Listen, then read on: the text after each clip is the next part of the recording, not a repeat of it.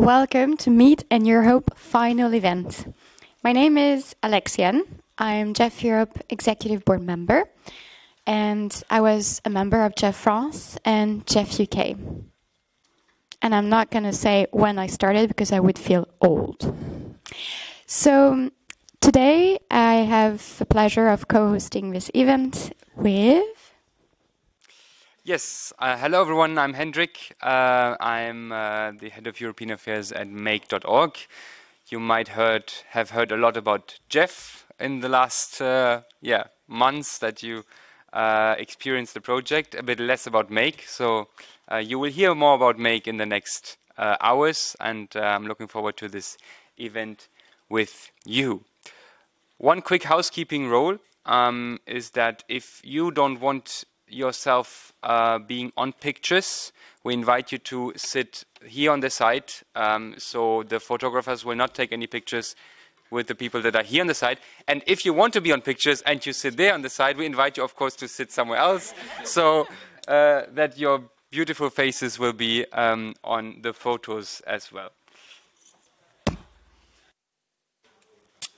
Without further ado, let's open this event, and I have the pleasure of welcoming President Robke of the European Economic and Social Committee. The floor is yours.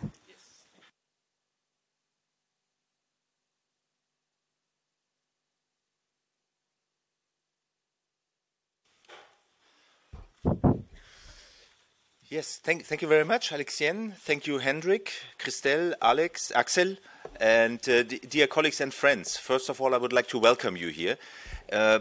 We always say this, well, we are glad to have you here, it's a pleasure, but here it's more than this. It's really a signal that we are committed to work together.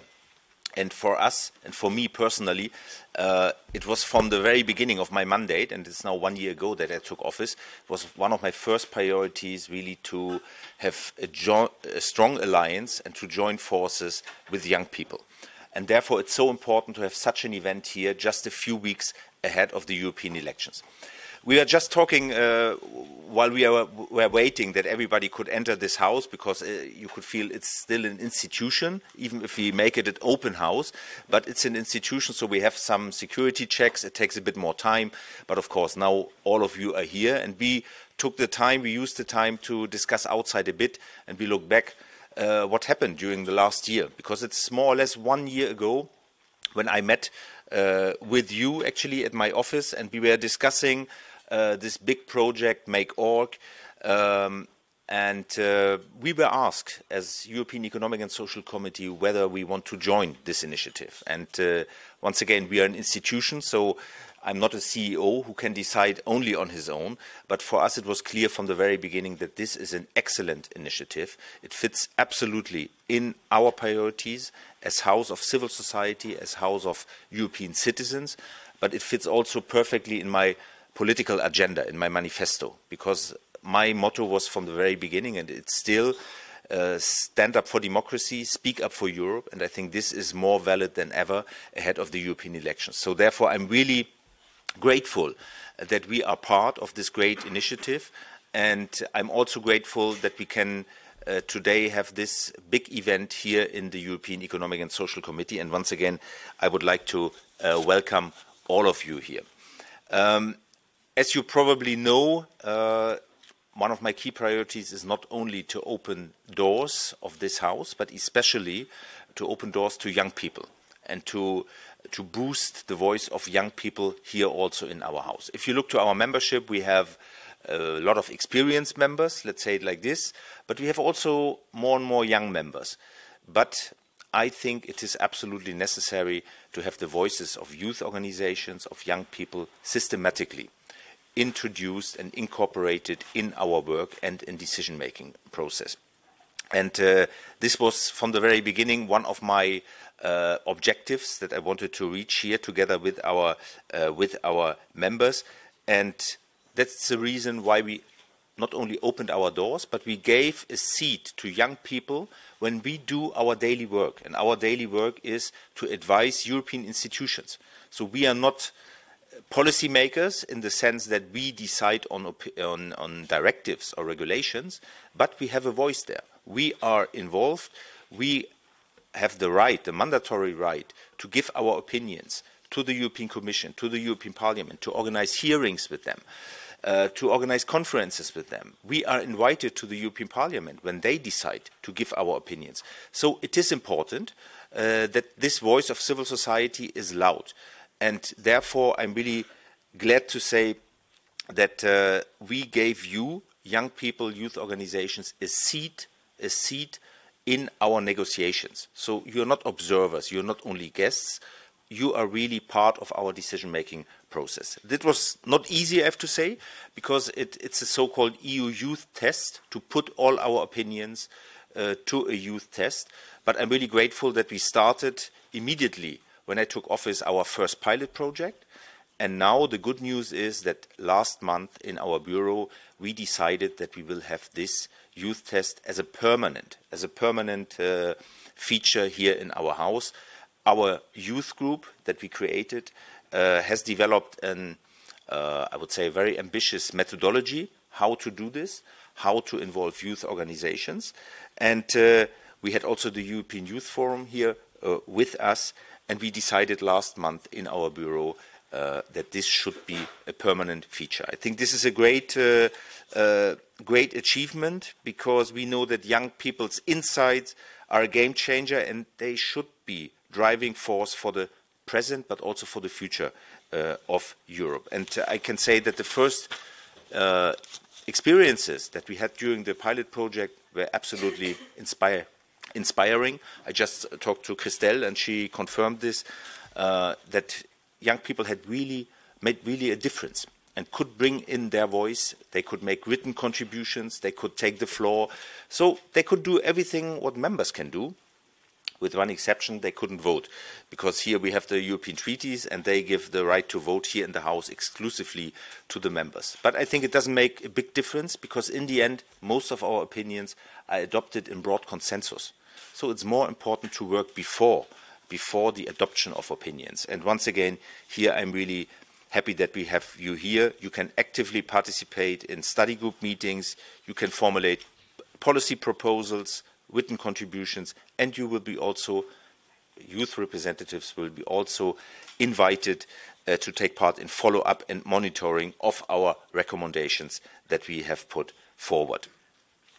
So in short, I would say we really wanted to hear what young people had to say, and this is why the Meet initiative, the EurHope campaign, and all the work of JEF and Make.org is so close to my heart and so close to the EESC. And therefore, I think it's really the perfect place to host this debate and this event here today. Christelle, Hendrik, and Axel, we have been working together early on. I said it at the beginning, and I would really like to thank you for the faith you put in this institution, for choosing us to host this event, and for the great cooperation that we had over the last year. And I'm sure this will continue also for the future.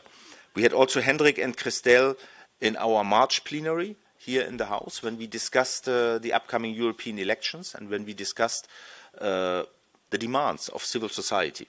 And we have put forward as EESC a very short resolution, not a fully fledged resolution, very short resolution, motivating citizens, also young people, really to use your right to vote.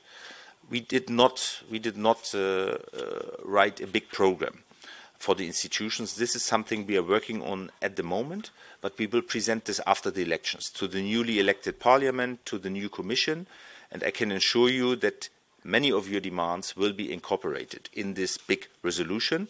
But it was great to have you here and to present also the EurHope campaign and its impact on young people in the European elections.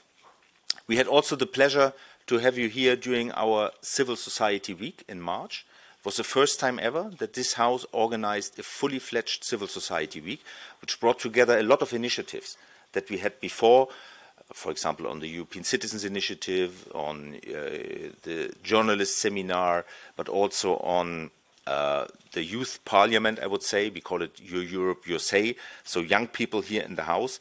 And it was a great initiative, a great experience. And I remember that Make.org kicked off the week with a workshop on countering disinformation, democratic shield, securing the ballot. And this is another great example of the relevance of our cooperation on common areas of work and exchange of knowledge. I said it, we had also the pleasure to receive more than 100 young people during our Civil Society Week, the so-called EurHope USA event, not only from all member states, but also from candidate countries. So it was really a wide range of young people. And it was not only a debate, but the result of this day, of this, I call it youth parliament, was concrete proposals for the next legislative term on civic engagement, on migration, on housing, on education, fight against corruption and erosion of trust in public institutions. Maybe you have seen it outside on the table. There is a folder with the key recommendations of the young people of the EurHope USA event. And in particular, in the context of the European elections, we wanted to listen to young people and to provide a platform to increase youth participation at EU level. And I said it before, we are now preparing a longer resolution for the time after the elections. And I can assure you that all the demands of the young people that we collected here will be presented to the study group, and we will make sure that as many as possible of them will be integrated in our resolution. So this is another example how to work together, how to have a more inclusive house here and a more representative house with you together with young people. If we take a closer look, what we can see is that the proposals that were formulated during the EESC activities are very similar to the agenda of hope, and they revolve around topics that the EESC is strongly supporting. And I would like to give you just a few examples, because under the democracy and EU institutions dimension of the agenda of hope, one of the first ideas is to reinforce transparency and ethical conduct of elected officials. And here I can give you a good message, because we here in the House, we were one of the first institutions asking for a strong and common ethics body of all European institutions. And next week, we have the great moment, we will sign the agreement, the EESC together with all the other institutions, especially with the Commission, with the Council, with the European Parliament, to establish for the first time ever a joint ethics body, which should set up minimum standards for ethical behavior and ethical rules, and also to boost transparency. I think this is a very good news. The second idea is also something we are working on, increasing citizens' participation and their understanding of the EU. This is in your agenda, and here, once again, I can make a reference to our Civil Society Week, because for the first time ever, we had civil society panels with representatives, the whole range of civil society organizations, and we are now working also towards the use of citizens' panels here in the House. This is a bit more difficult, but we know the Commission is already using this instrument. We are in negotiations with the Commission, and I'm quite optimistic that we can also play a role here, because I'm convinced that citizens' panels and civil society, like here in the House, is the best mixture for participatory democracy, and I'm convinced that this House would be a good place to also integrate citizens' panels in our regular work. So we are still working on this, but it's on our agenda, and I think it's something we have in common. Another example, under the economy, social justice and employment dimension of the agenda of hope, one of your ideas, the first idea, is to promote easier access to employment, especially for the youth. And here I can tell you it's a long-standing demand of our House to make sure that young people have the right for fruitful participation in the labor market, and especially a participation that should take place without discrimination. So when we talk about traineeships, the ban of unpaid traineeships is of course one of our demands, but especially, or more in general, to forbid any discrimination for the reasons of age. I think this is absolutely important if we want to boost labor market participation of young people. And finally, I want to mention one point which is so important, even if in the debate of the last month the green agenda comes more and more under pressure. I still think, and I think it's more important than ever, that we together, young people, civil society, will really fight for this Green Deal and for the green transition. I think there's no alternative to make this green transition also a just transition. And here I can tell you that one of the first topics in which we have included young people since several years is exactly the climate change and environment dimension. So we regularly host youth roundtables for climate and sustainability, where young people can discuss with commissioners. They can ask questions, demands to the commissioners, and the deal is with the Commission that the commissioner have to reply in written. So they have to take all your demands seriously. Another example that we do for many years is that we send strong delegations to the COP climate conferences. And here also for many years we include in our delegations not only our members but also youth delegates. So to have a specific voice of young people at the COP conferences. And let me say another idea, the last idea that really stuck with me is the promoting innovation in European agriculture and sustainable farming. Because here also our house is organizing now for many years the Organic Awards together with the European Commission, the Committee of Regions, Copa-Cogeca, and EFORM Organics Europe. And these awards aim to recognize excellence throughout the organic value chain, rewarding the best and most innovative actors in EU organic production. So we are looking forward to award young people on this topic too very soon. Well, this example are just here to show you our priorities are really aligned with your agenda of hope, and that we are convinced that we should continue working together to make them a reality.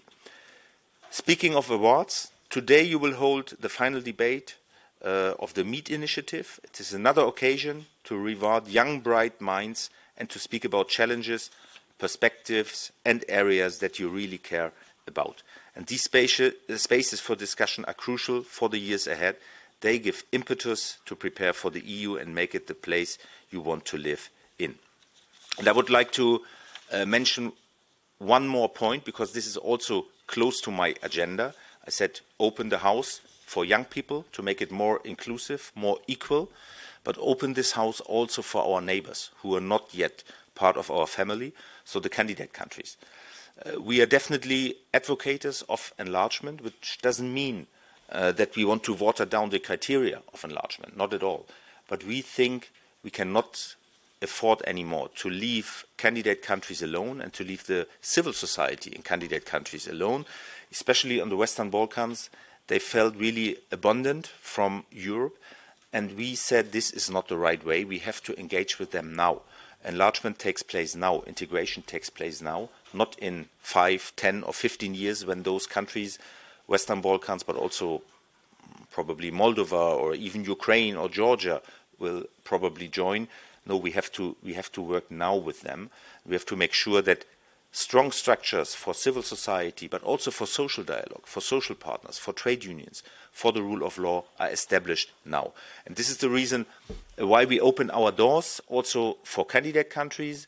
They are now part of our house, a bit similar to the youth test. They cannot vote, but we have representatives from civil society from all candidate countries who take part in our work, who have a voice in our study groups, who can make written contributions, who will come to our section and plenary meetings. So actually the work should be more or less the same of a regular EESC member.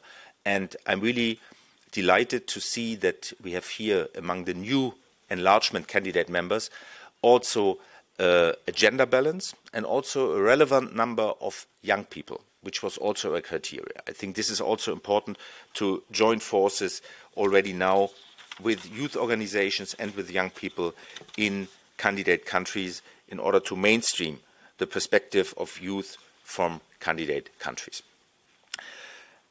Actually, in conclusion, we remain faithful to our commitment to promoting at all levels the integration of young people for a more united and stronger Europe. And allow me, when I'm finishing now, to add one more point, because we are just a few weeks ahead of the European elections, and we are here in the House are absolutely committed to support the elections, to support higher voter participation.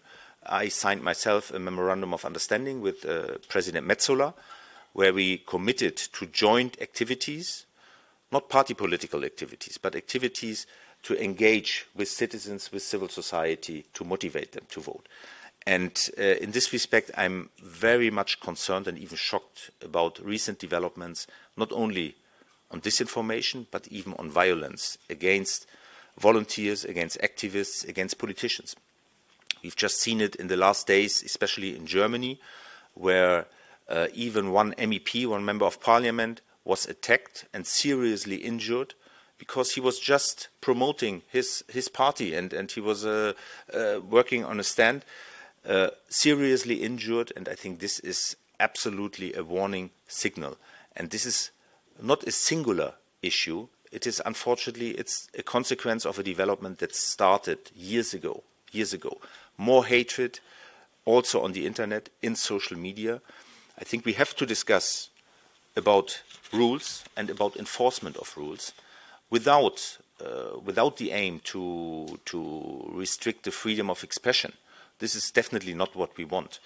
But I think freedom of expression can never justify hatred on the internet, and of course also not violence against volunteers and politicians. My motto, I said it at the beginning, of my manifesto is stand up for democracy and speak up for Europe.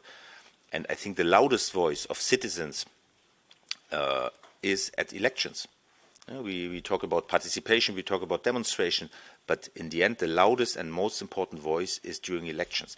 And if volunteers, if activists, if politicians cannot promote their parties or their positions without fear, without being attacked, then, colleagues and friends, our democracy is really in danger. So once again, we have to condemn this. We have to look in a lot of initiatives and measures, I would say, to react to this, including maybe stricter rules and stricter law, and especially enforcement of law, because this is something which is absolutely unacceptable.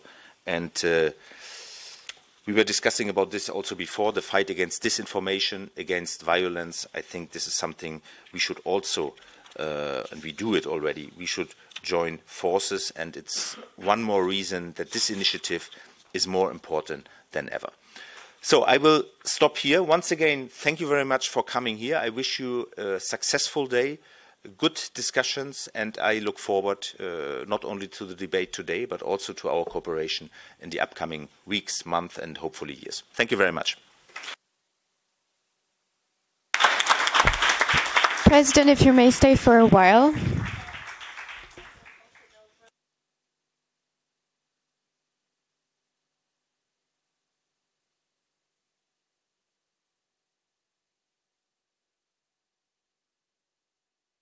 So yes, thank you, Mr. President. Thank you, Oliver, for these introductory words. Much appreciated. And also thank you for your support over the last months. Without further ado, I think we have a very good continuation, picking up on the points of the agenda of hope, to see what happened over the last months and what will happen next. And Christelle Saval, the President of JEF Europe, you have the floor. Thank you. Thank you. So you said stand up for democracy, so we're all going to stand up to speak today. I'm very happy to see all of you. It's really heartwarming. I had this moment when President Rupke was talking about, like, this is happening. So, yeah.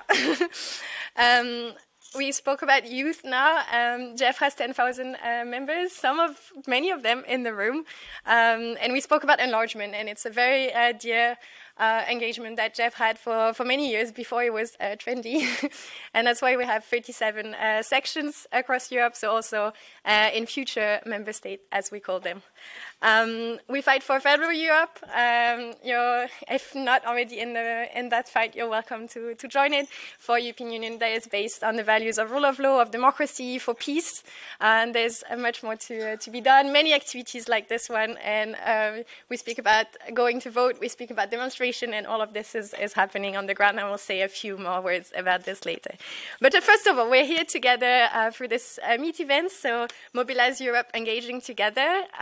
So this is the final debate. It's very exciting to see you have this. I look forward to hear your contribution to this one. I think what was very important with Meet, which is financed by the Commission through Serve, which is one of the events we have under the EurHope umbrella, financed by the European Parliament and others, is that we fight against this notion of one against the other, right? It's really a way to do that in an inclusive fashion and limit this trend we have all across Europe of polarization. So you had the local debates, you had the trainings, and now you're here. But before we start on this, a bit about EurHope.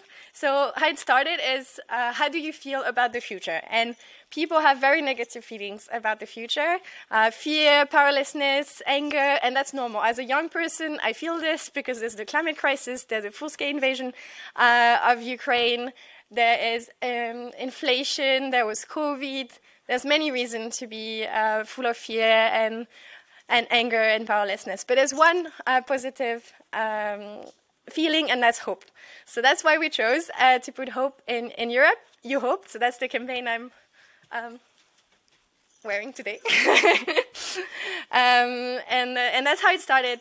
So we teamed up with Make.org, and we started on this journey of EurHope together because we wanted to engage young people. So in the European Parliament, we launched on 9th of May 2023 the first phase of the campaign. The first phase is the consultation, and it was a huge success. And it's also showing how to engage people in different ways, because we engage people on the ground. As JEF, we engage people online, but like this was a different way, and it's a partnership with it with many other actors across Europe. The House of Civil Society is the right way to do this final event of EurHope, because it was really a civil society effort. It gave us this agenda of hope we're going to present to you again today. So you also have to work on it this afternoon. And we wanted to do this big campaign because it was very important that we have more than JEF, more than our volunteers. That is something that we have a broad coalition, and that there is also a basis. So that was the first phase, and then we had the phase with political parties that we're going to discuss, all the advocacy that we're doing through the agenda of hope, and then the final phase, which is hitting the ground and calling people to vote and vote for Europe of hope. So I will let Axel maybe talk a bit about the platform, and then we can go back to the next step.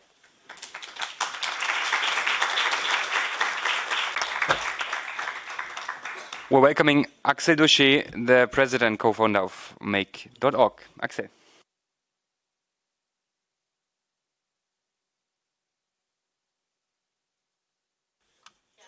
Thank you, Christelle.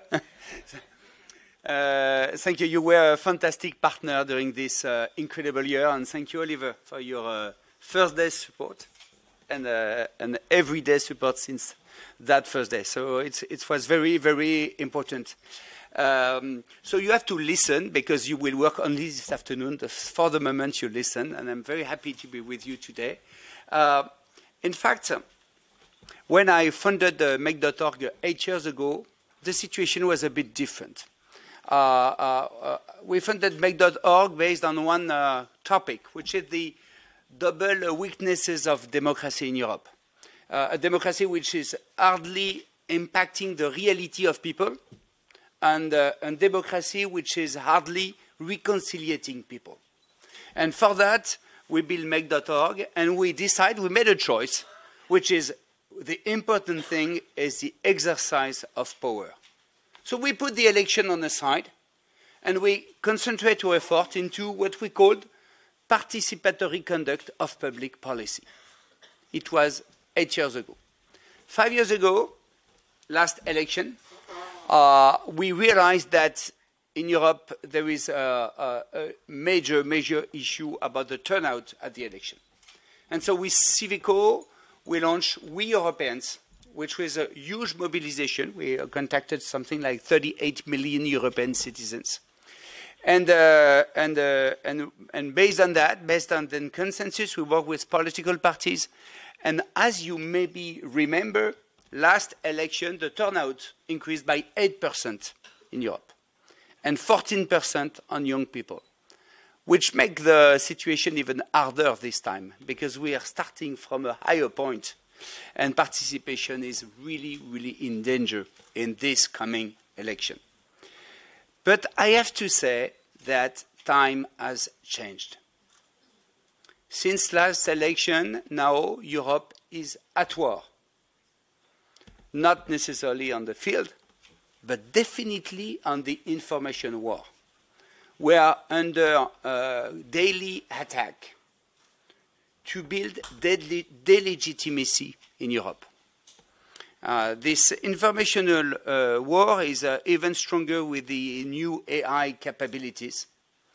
And today, when you are looking about the extremization of the debate, about the violence in the street, the violence on the networks, of course, maybe the evolution of time, but mainly it's because it has been built. It has been built by structured attack to the European democracy. So I think this year the election has a different stake. There is, when you are considering attack on democracy, there is two ways of doing it. Either you go and moderate people, and you tell them, oh, you will not vote. There are corruption everywhere.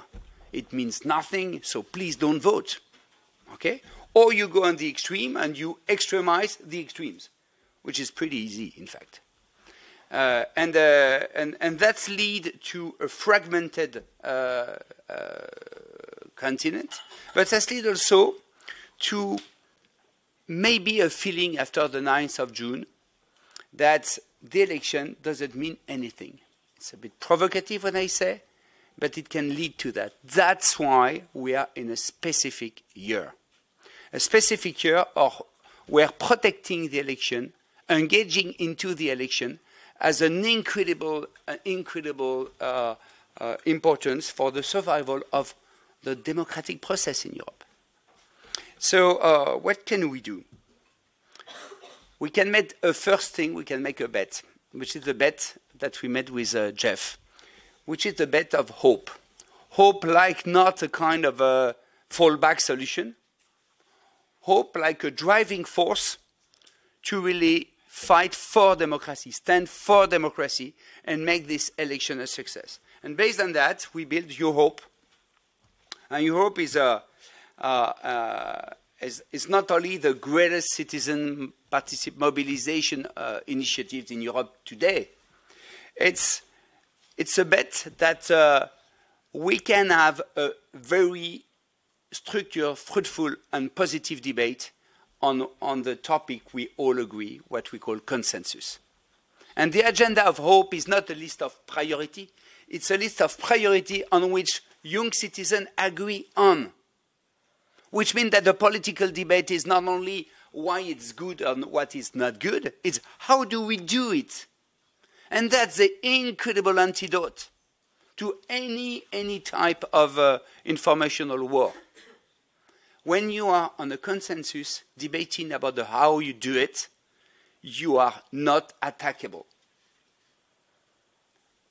Information war need cleavage, need fight, need extremization. They don't know how to deal with, okay, we all agree on that, let's move on. This is the topic of EurHope. The last stake of EurHope is reconnection. Because, as you will see, we have built those consensus. We have built the consciousness of the consensus, which is as much important as the consensus. But then how can we reconnect the political words to those consensus? And this is what we will reveal in a few minutes here. So I'd like to really thank you, warmly thank you, the coalition, which has made that operation possible. EESC, as we said, very first day support as the European Parliament, but also the representation of all the members of the civil society. Civil society, we are in the house of the civil society. Civil society is a backbone of our democracy. If we build on civil society, we build for the long term. And civil society means a bunch of companies who were brave enough to join us, Accor, Caisse des Dépôts, NRW, cities, foundation, like the Bertelsmann Foundation, the Schumann Foundation, thank you, but also NGOs, organizations, OFAGE, Civico, ALDA, European Elect, ACT, Erasmus, the Good Lobby. We were 50 organizations all together. And that's why it worked. But it's a lot of work and a lot of time to gather this coalition and to make it work. So I'd like to make a special tribute to the JEF team for the incredible work they do, and also to the Make.org team that work incredibly. Hendrik, Jules, Alexis, Lola, Manon, Jules, maybe some others, Catherine. I'm missing some. But can you imagine that to do that, there were something like 50 people working for 1 year in different ways. So it's a big organization. So the results of EurHope start with a huge, huge consultation. Millions of people were proposed to join the consultation.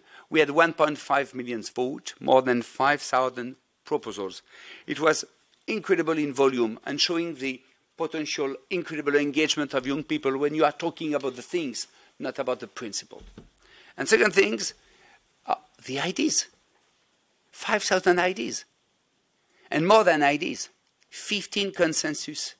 We know the 15 things on which every young people in Europe agree on are engaged with. This matrix is a gift. It's a gift to build the Europe. It's a gift for the political parties to build how they will do those consensus. So if I'm talking to the young candidate to the election that we'll talk in a few minutes, I say today it's not only a stage for you. Today it's a chance for you to align your vision with what we have all in common, the guts we have all in common in Europe, and that for the better future. So, Christelle, you join me, I guess. You have to give more details about the agenda. Don't go too far because then we have to buzz. I take the buzz.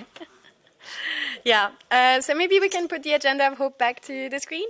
Yeah, so I think what was very interesting when we got all of the results, because here you see the consensus, but we also had all the proposals listed by topics. And there were 3 main topics. So there was economy and climate, which we expected, but the first one was institutions. And that's very striking because young people are not known for liking institutions or caring about institutions. But actually, that's not true because young people understand that to change things, you have to change institutions. And I think that's one takeaway from this consultation, on top of the consensus, etc., that is very striking, and one I communicate a lot to decision makers. President Rupke spoke about the best way to engage with the civil society together with citizens. And that was something that was very important for us because we had the 15 priorities of young people, the consensus that, more than 65% of people that voted were in favor. But we also wanted, together with civil society, explain what is the path for each of the 15 proposals. How do we make it happen? And that's how civil society also joined in the context and in the content. So we wrote one page on each of the 15 about next step, like what needs to change now, what needs to be better applied, what is the new regulation that needs to be done, or do we need treaty change? And we do. And that's, as a federalist, also a good takeaway from this. There's a lot of things young people want across Europe that requires treaty change. So it's something that people don't understand because treaties are complicated and the processes are complicated, but it's clear that there is a popular will to reform the EU, and that to reform the EU also in the shape of a more federal Europe. So this is our main takeaway from this. Then we asked parties to react on this. So we met with Secretary Generals of European political parties. We presented this agenda in many, many places. I was joking that I wear this shirt almost as my daily shirt. I have two, if you were wondering. And it shows that, there was interest in what we had to say. And usually when you say 1.5 million votes, people start to listen to you.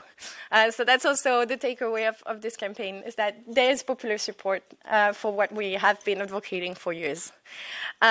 So we asked the parties also to react to this 15 in writing, and that's what we're going to launch today, because it's now on the EurHope.org platform.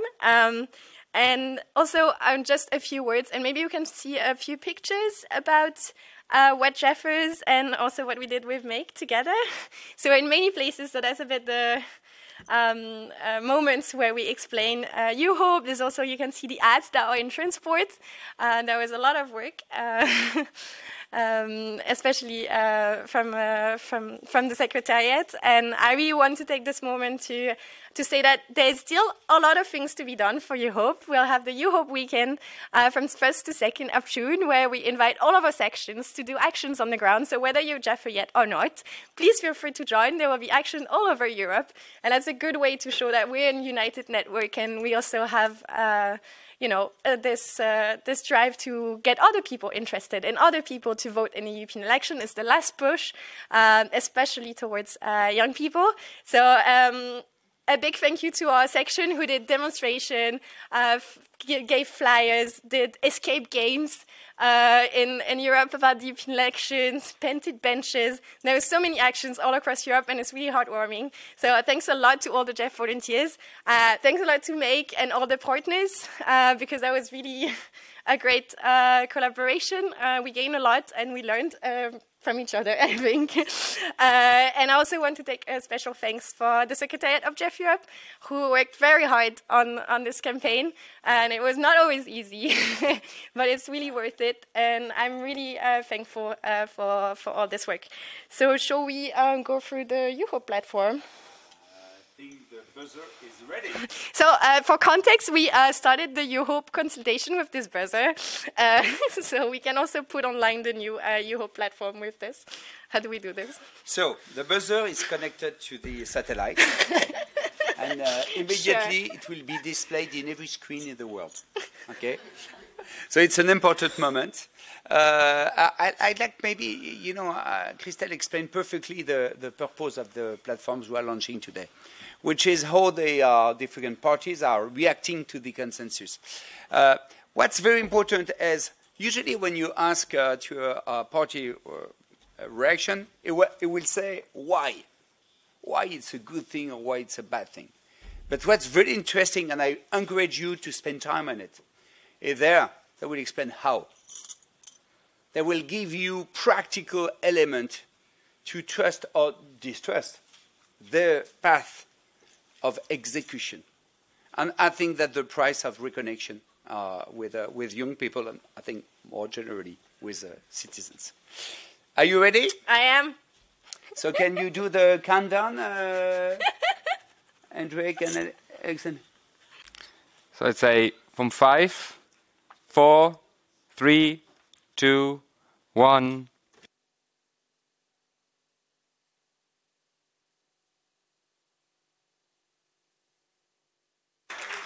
Thank you very much.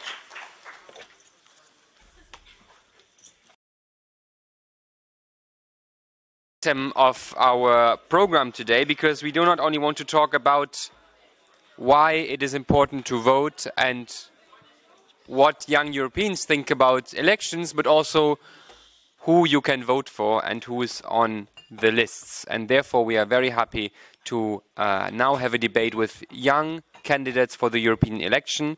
And I will not tell much more, but to introduce the moderator of the debate, which is Maurizio Cotton. He is the UK's elected young ambassador to Europe and the youngest advisor in the European Economic and Social Committee's history. Maurizio will be our moderator for the young candidates debate. Please welcome him on stage. Maurizio, happy to have you here. And before I invite Alexian to let us know who is with us today at this debate. So welcome Lefteris Vassilopoulos. I hope I don't massacre your name too much, thank you. So you're from France and you're a candidate for Volt Europa.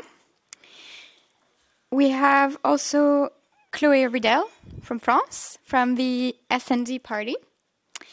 We have Lucie Roussel from Belgium, from Renew Europe. We have Benedetta Scuderi from Italy and from the European Greens, who is joining us online. We welcome Benedek Farkas from Hungary, also from Renew Europe. And we have Ria Lopez from Portugal, representing and running Volt Europa. Maurizio, the floor is yours. Thank you, and it's great to be here. It's great to be joined by so many young Europeans that are interested in these elections and are interested in the future of Europe. I will not take long because I really do want to hear from the candidates themselves. But before I get to that, I would just want to say a couple things for housekeeping. This is a debate, and there will be politics involved, there will be emotions expressed, there will be ideas expressed. And all of these candidates, to be honest, are fantastic for having taken that decision to stand at such a young age for politics. As we all know, young people are vastly underrepresented in the political sector. And, well, in national parliaments, they make a tiny, tiny fraction. In the European Parliament, they make a tiny, tiny fraction. So in terms of housekeeping, let's keep that in mind. Let's keep that in mind that all of these individuals that you will hear from today are talented, are full of ideas and full of hope for the future of Europe. And with that, let's give them a round of applause.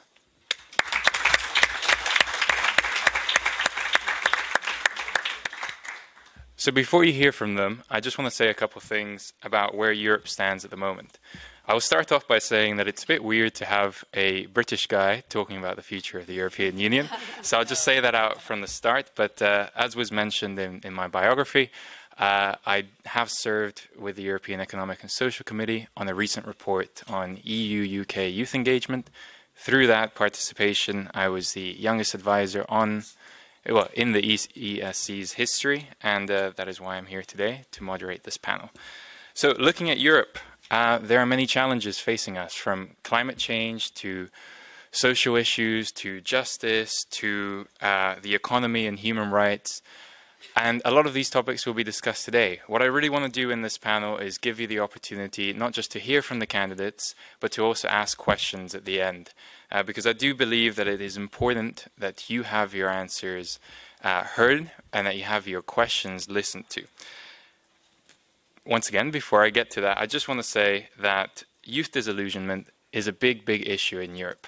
It's something that we talk about a lot. It's something that JEF Europe and Make.org have talked a lot about through their Agenda of Hope project, a project that has been in operation for many, many months and has seen all sorts of successes, from over 1.5 million young people consulted with and heard across Europe, their voices, their ideas properly channeled into the decision-making process. I mean, there were 5,000 proposals lodged by young people directly to decision-makers via these two fantastic organizations. That being said, one of the things that came across in that report, in that Agenda of Hope, is the real issue of youth disillusionment. And this is something that we will be tackling today. How can we approach this issue? How can we address this issue? How can the candidates here today find solutions to combat this? And the reason it's so important is not just because young people deserve to be listened to. They do. But it's also because, as the World Economic Forum recognized in 2021, youth disillusionment poses a vital security threat. In 2021, they recognized it as one of the 10 most immediate challenges of the 21st century in terms of security challenges. So keep that in mind as well. We're in the house of European civil society. Ask your questions. Grill these candidates on what you want Europe to be and what you want them to do for you. And with that, I will start with some introductory remarks from all of the candidates. So I'll start with yourself, please. 2 minutes, and then we will go on throughout the panel.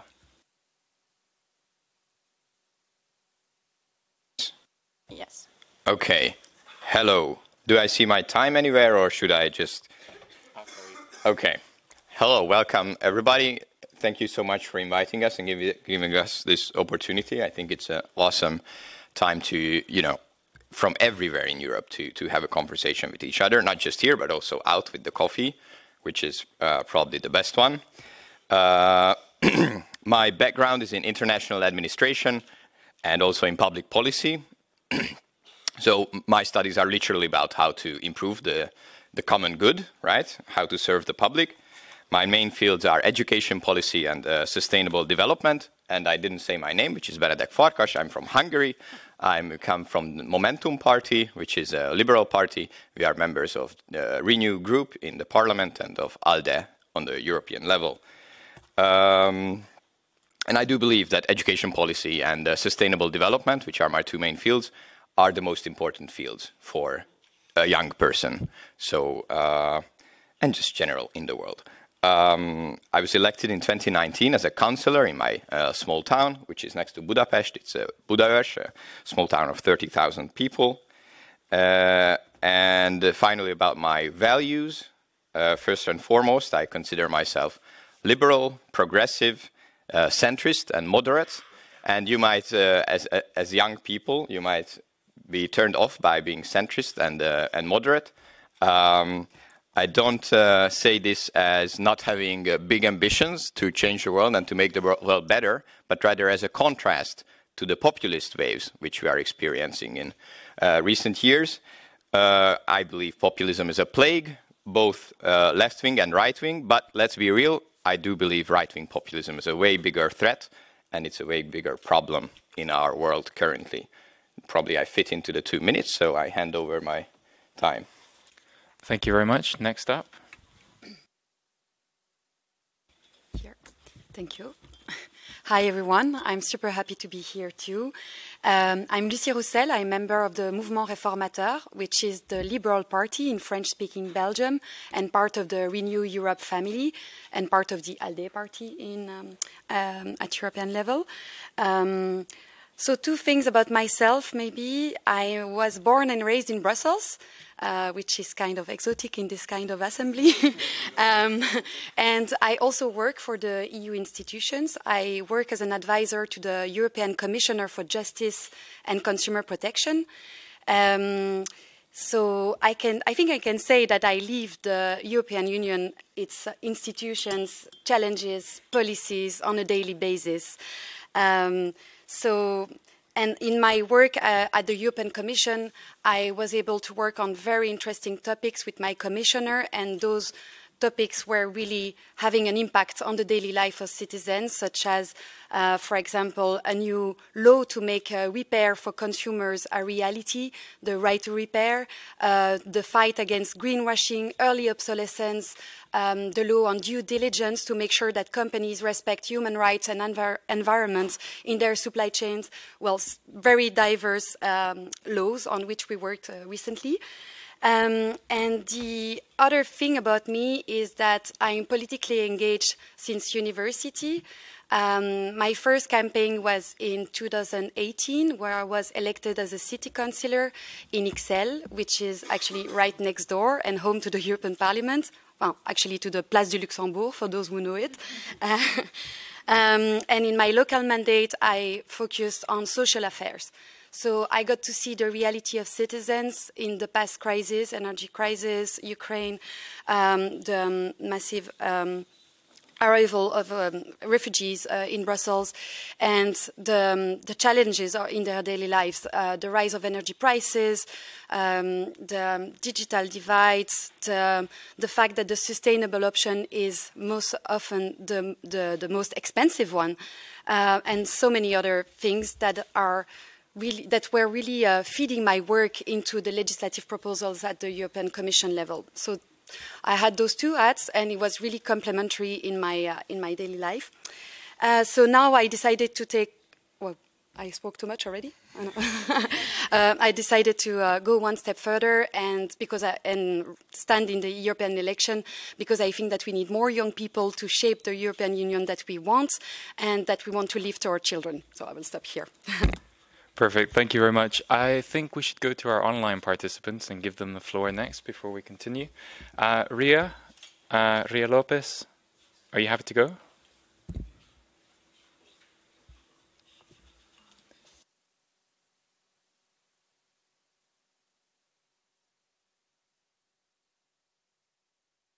We're just working to try and fix the microphone. Can you try and speak again?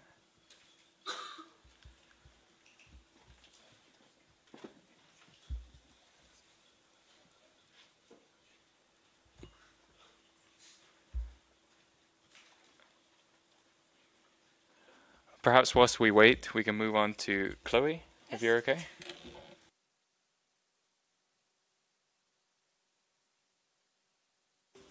Okay, now it's working. Hello, everybody. I am very happy to be here, and I thank you also for attending this debate. I'm Chloé Ridel. I am 32 years old. I am the spokesperson for the Socialist Party in France, and I am a candidate at this European election on the list headed by Raphael Glucksmann, whom you may know. So what can I say?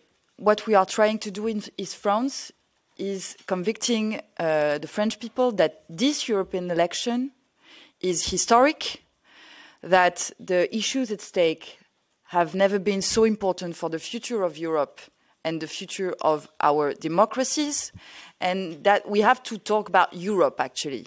This is not a national election, and we have a lot of political parties in France, notably the far right, who is trying to steal this election and make it only a national, issue. But the issues at stake are so important. We are, under attack, notably from Russia. We see poverty growing all over Europe, social inequalities. We see a threat of dismantling the Green Deal from the far-right populism as well. We see also threats to the rights of women, etc., etc. So I'm very happy to see that young people actually, we have young candidates to this European election, because it's, our responsibility as well to be involved and to be involved in politics to shape the Europe we want. And just to speak about my experience, but maybe my 2 minutes are already gone. But, I'm 32 years old. I was born in 1991. And I belong to this generation who was born with Europe, but has no illusion whatsoever on, the problems of Europe and all these crises, because, I became an adult through the economic crisis of 2008, and then we went from disillusion to another disillusion. And now we see a chance of Europe changing. Those past few years, since the pandemic, we've seen Europe building more and more solidarity and progress for the Europeans. And so we want to bring that further now. And this is the deep meaning of my engagement right now. Thank you. Thank you very much. Can we get Ria on the line? No? Okay, we're going to go to Lefteris. You're next up. Yes. Perfect.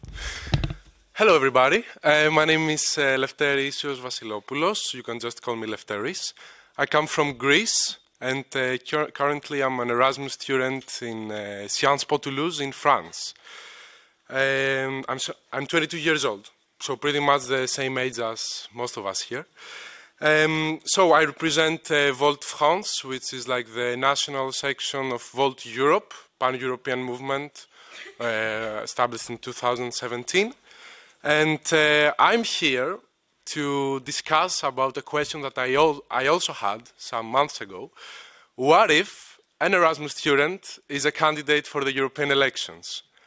I will present you my story in actually 45 seconds, because we have the time limit, but I would like to talk about more afterwards. So, this idea began in January, and I'm like, what will happen? Let's ask. I asked many people, and like at the end I could, and then with Volt France we decided to get this idea on. And so a very important part is that at the same moment I don't have the right to be a candidate for the European elections in Greece. That's because in Greece you have to be 25 to be a candidate. However, I'm 22, so I can't. But in France and in many other European countries, it's different. For example, at 18. So that's my story in some words. And I could say that this idea, like at the moment I was in Volt France list, I was 15th place. And Volt France is in a coalition at the moment with EurHope Territoire Ecologie with 4 other parties, and they took only 12 places. So as I was in 15th place, I unfortunately got out of the final list, but this is okay, because in fact the idea shows that this is possible, the road has opened, and I'm really happy to discuss about the substance of what we call like European identity, because this is, after all, and European citizenship, and active Erasmus students that are engaged for Europe. So thank you, JEF Europe, for being there, for doing this pan-European event, and thank you for the invitation.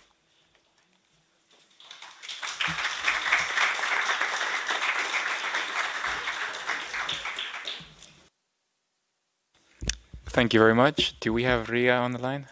Okay, technical issues. We're going to go to Benedetta, if she's still on the line. Okay, so we'll go back to them once we've solved that. Let's proceed with some questions. So the first question I'm going to ask is on climate and the environment, because as many of you will know, this is the most existential threat to Europe's security, to the world's security, and also in general to our very livelihoods. And it deserves a place at the very top of the agenda, and I'm sure that the candidates will agree. So the question, and then I will do the speaker order just as last time, is in 2021, the University of Bath released a global survey showing nearly 60% of young people polled across 10 countries said they felt very or extremely worried about climate change. With climate anxiety rising, what would you do to tackle the issue if elected this June? The floor to you. Just to be sure. 2 minutes. Yeah. Hopefully later. Okay. Thank you. This is actually an issue very near and dear to my heart. I believe that anxiety doesn't help us at all. I think it makes us freeze. It makes us passive.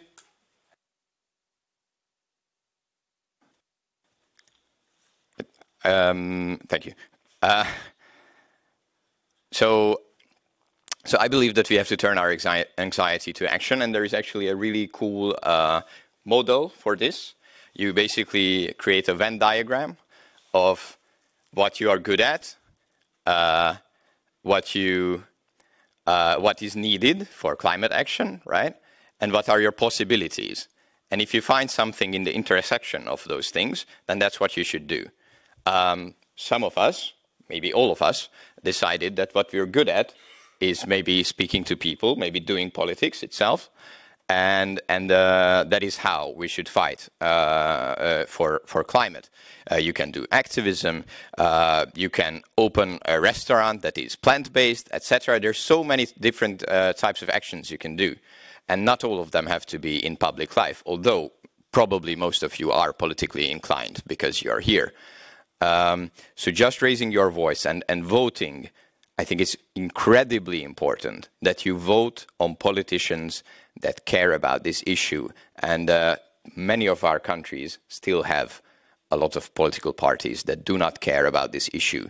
And let's say, in theory, that you are, I don't know, very left-wing, and your country has a very left-wing party, and they don't care about the environment. I think for the European elections, you should choose a different party. And of course, I could say it about even my political family as well. If in your country the Liberal Party is not green, you shouldn't vote for your Liberal Party. Thank you. Thank you very much.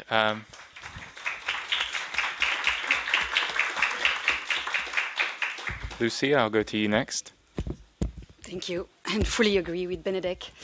The first thing I wanted to say is that we should all be proud to live in the European Union, first of all.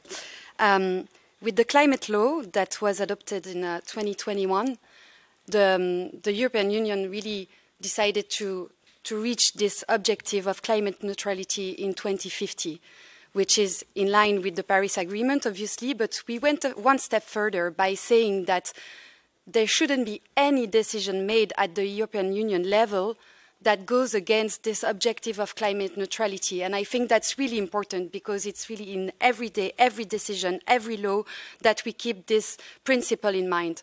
And I think that we are probably the first continent to do that. So we should be proud of that. These past years, this was translated into about 75 legislations at EU level on basically everything. From the renovation of buildings to the development of renewables, ensuring sustainable consumption, so many things that were done.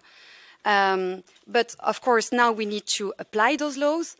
That's why we shouldn't pause the Green Deal. I fully disagree with that because now it's the time for implementation and enforcement. That's really key in my view. That's the first step. But we also need massive investments to make the Green Deal a reality. And I was looking at the proposals from the agenda of Hope, and it was funny because I think this is a really good idea, the global tax on CO2 emissions. Well, as we did for the tax on multinational companies at OECD level, I think it's a very good idea. But it takes time, and it's, as you know, it's extremely difficult to put people around the table and agree on that, already at EU level, so can you imagine at global level? So I think that to find the money to fund the green transition, we already have a few solutions. At EU level, we have a tax on plastic, we have put a price on carbon, we have reformed this emission trading system to cover around, I think, 75% of emissions now.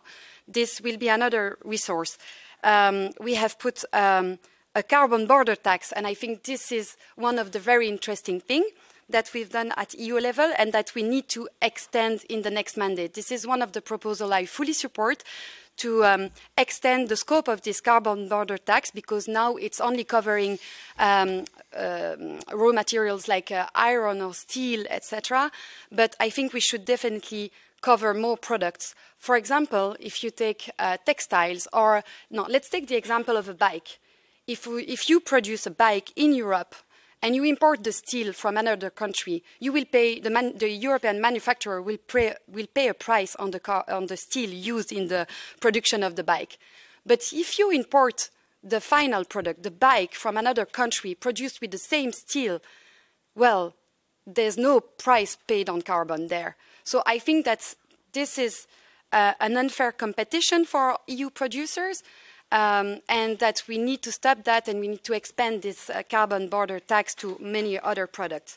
I think it would also encourage other countries to reduce their emissions, and I think that it would prevent also relocation and make sure that we produce in the European Union, and that's one of the solutions I have in mind. Thank you.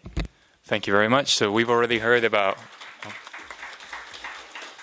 the importance of green initiatives supporting green measures, but also the importance of supporting competition and finding ways to engage businesses in the process. I want to turn to Chloe now to hear more about your thoughts on this issue. What should we be doing to tackle climate anxiety?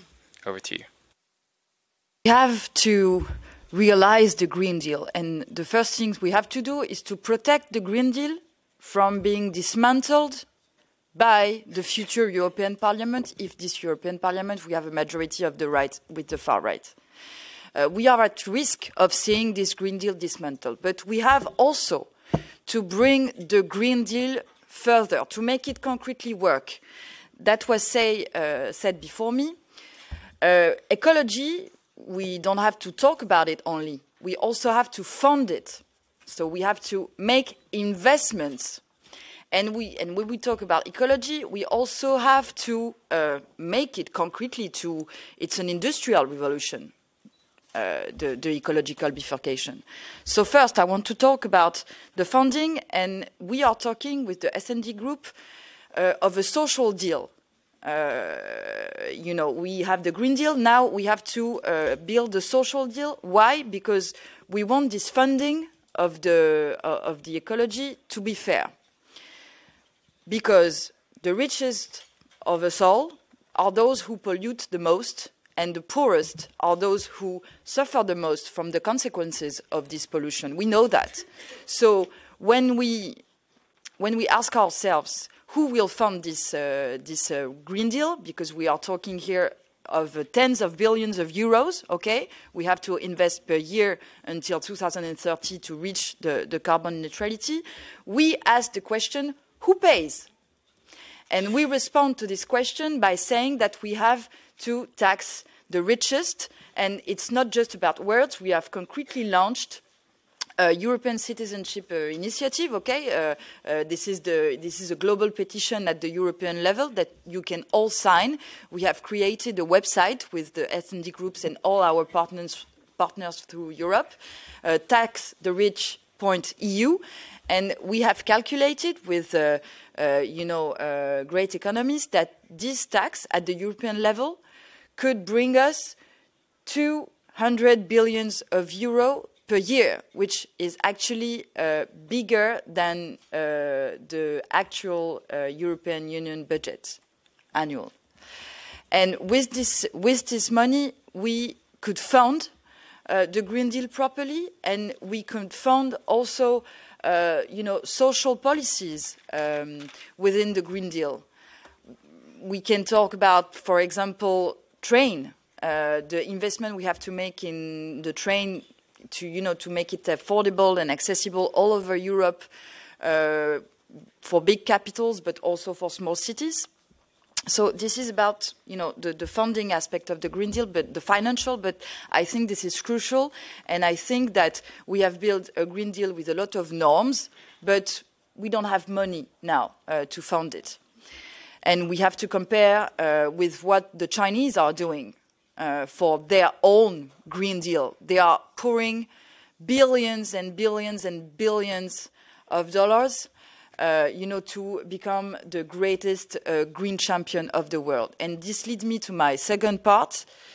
I want to talk about industrial issues of the Green Deal. No, because this is important. Why?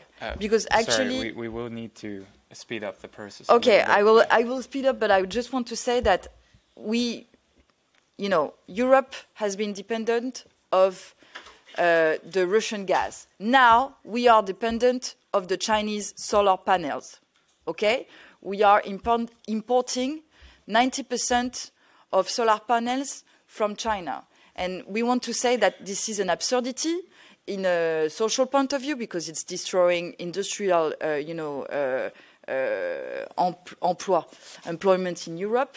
This is absurd in a geopolitical point of view because it makes us dependent of an authoritarian regime, China. But this is also absurd, an absurdity in an ecological point of view, because actually the solar panels that we are importing from China are built with charbon, because 75% of the Chinese electricity comes from the charbon, and we are importing it, and we are calling it Green Deal. You know, this is not acceptable. So we are talking about protectionism, protecting our borders, do what the United States did, putting taxes on our borders, on notably the solar panel, but all the green industry, so that you know, we can have a green industry that is European. Yes, so we've heard protectionism, we've heard various different strategies. Let's try and stick to time. Next up, so it's difficult for me to express in English and, you know, be that's okay. Thank you. I could say, like, to begin, that maybe more than 60% of young people are anxious about environmental issues, which shows the big problem that we have. And the first question that comes into my mind is why young people should be there to represent for the climate. Why are we the persons to do that? First of all, because for me, youth is like the heart of the movement. Like, it's Fridays for Future. Like, young people are there. And we are there not only for young people, we are there for everybody. So we don't, like, if you have young representatives for the climate, in fact, you have young people that represent everyone. So what do we need now? What is like, what do we need to address that in Europe? For me, like, I think it's like common European action. We have to act together. That's what we see. Like, for example, like more competencies to the EU level in terms of in the environment. This is a problem which is global. This is a problem that not a single country can solve on her own. So we have, first of all, we have already some tools. We have the Green Deal. We have to be more ambitious about that. That's a fact. And I feel that many young people believe the same. We have also, like, in the Green Deal, okay, you can find so many things and so many tools to use. However, what is really important is about what is the logic. What is the logic that we go to address that environmental issue? And here, I would say that it is very important to combine how we can have, like, the logic of having an economy that is a circular economy, like to an environmental economy, and at the same time address the problem of social poverty. Because we see, like, for example, sometimes we see that the Green Deal is attacked whenever we say we don't have enough money for the Green Deal. But this is not the case. We should and we must go on for a model that is in the logic of environment and social protection. So for that to end in the next 20 seconds, I could say that this is the EU action, and that's why we should have common European action and competencies even more in the European level, and leave it like in EU, all of us. Thank you.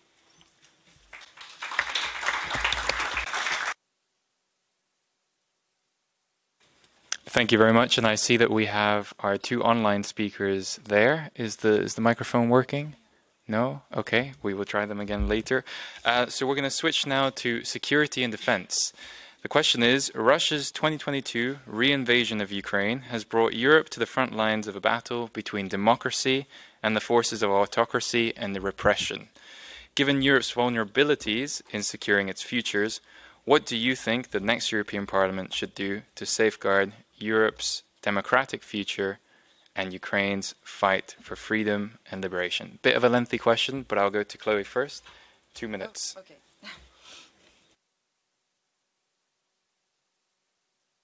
When we speak about defense, we advocate for a genuine European defense, and we actually have the means to do that, because if we addition all the military spending of all EU members, we spend 300 billions of euros per year for our defense, which is more actually than the military spending of China. So we are capable of dealing with our own security and protecting ourselves.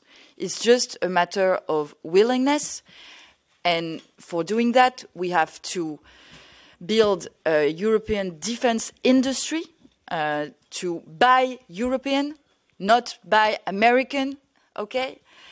We have to coordinate better our armed forces, and we have to be aware of the threats surrounding us, the threats of Russia, of course. We know that the war of aggression in Ukraine is not only a war of destruction of Ukraine, it's also a war against all Europe. And what Vladimir Putin is doing against Europe is, is trying to divide us, to weaken us, and he is putting us under cyber attacks. For example, we have suffered from cyber attacks against our hospitals in France. We suffer from fake news on our social media, etc., etc. So this is the threat we are suffering from Vladimir Putin.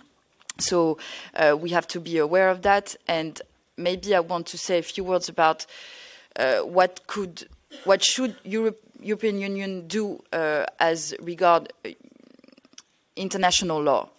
We have to show the world that we respect international law, whether it is bridged in Ukraine or in other parts of the world. We have to end double standards, and we have to make the respect of human rights a priority for Europe. And we saw that actually we suffer from the opinion of the global South that European Union, when we speak of international law, when we speak about human rights, we have double standards, and we have to end about that and say that international law is not respected now in Gaza, and it's not respected either in Ukraine, and both at the same time. Thank you.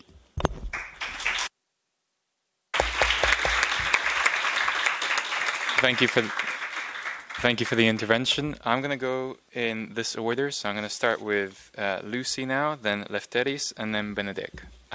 Over to you. 2 minutes. Yes.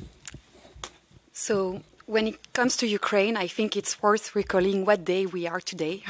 We are the 8th May 2024, but 80 years ago, it was the end of the Second World War. Tomorrow it's the 9th of Europe Day, where the day we created in 1950 the start of the European Union with the EESC.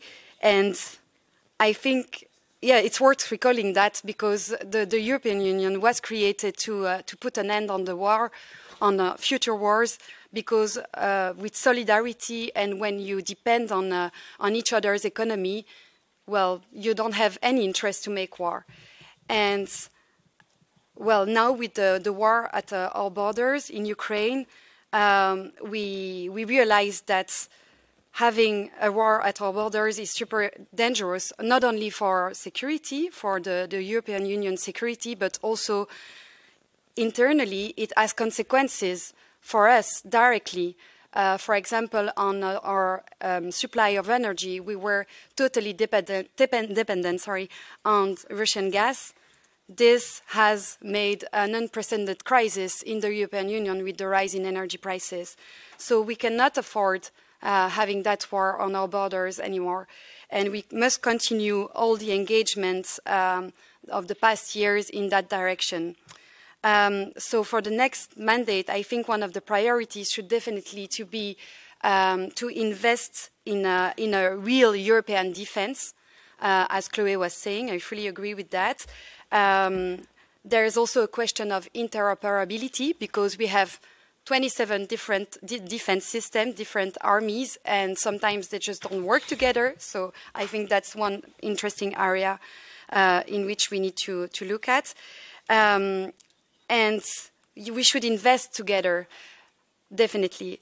I was listening to the radio this morning, and they were saying that most of the weapons that we send to Ukraine, actually we buy them to the US to then send it to Ukraine. What is it?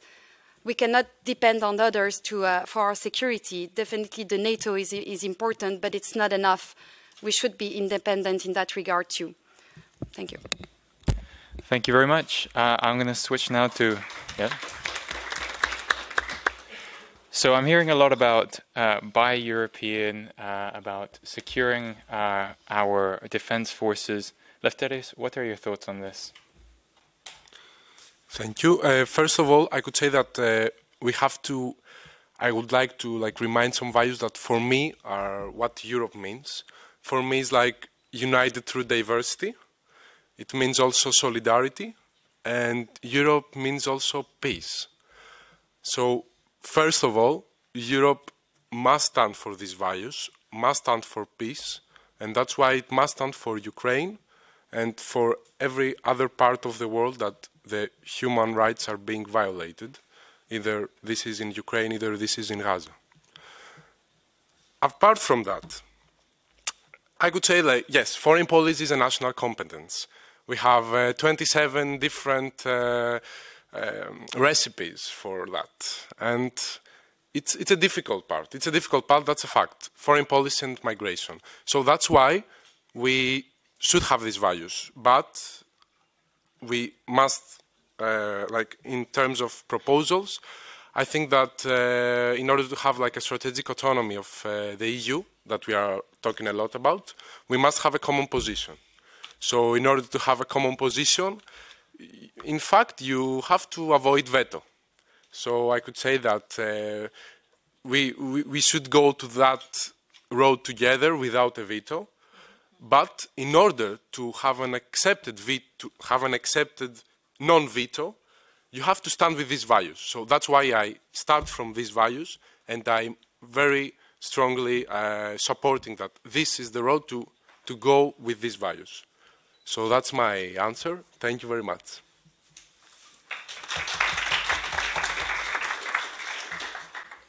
Thank you for that. And then last but not least, what are your thoughts on this? And how Thank you. As someone coming from Hungary, mentioning veto is quite a personal issue, and I do feel ashamed of my government abusing the veto power instead of searching for consensus. The first thing is really easy for me to say, because ALDE and Renew Europe have always been for common border protection and for a common European military. Of course, the states can also have their own military, but we should also have our common military.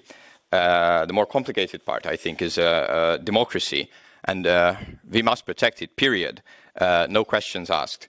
I think that we can and should be even more aggressive towards Putin's propaganda, which, I don't know if you know this, but Putin's narrative about the war is spread on state television in Hungary.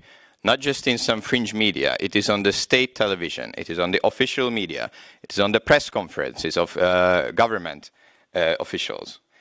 And this leads us, I think, finally to the paradox of tolerance, which is something that is often brought up by especially populist right-wingers. They cynically ask, if you are so tolerant, why aren't you tolerant of my intolerance, of their homophobia, of their racism, and etc.? Well, I think tolerance is a contract. It's not an absolute moral value, it is a contract. And if you don't abide by the contract, which is tolerance, which is practicing tolerance, then you are out of the contract. So, when you repress free speech, when you're intolerant of, for instance, LGBTQ people, when you're intolerant of migrants, for instance, you're out of the contract of tolerance. And yes, we can silence you in some ways. And this is true about, I was very happy that I heard Ukraine mentioned, but we should be intolerant of intolerance in both Gaza and Israel as well. We need two democracies there, not 2 or 1.5 or whatever theocracies. Thank you.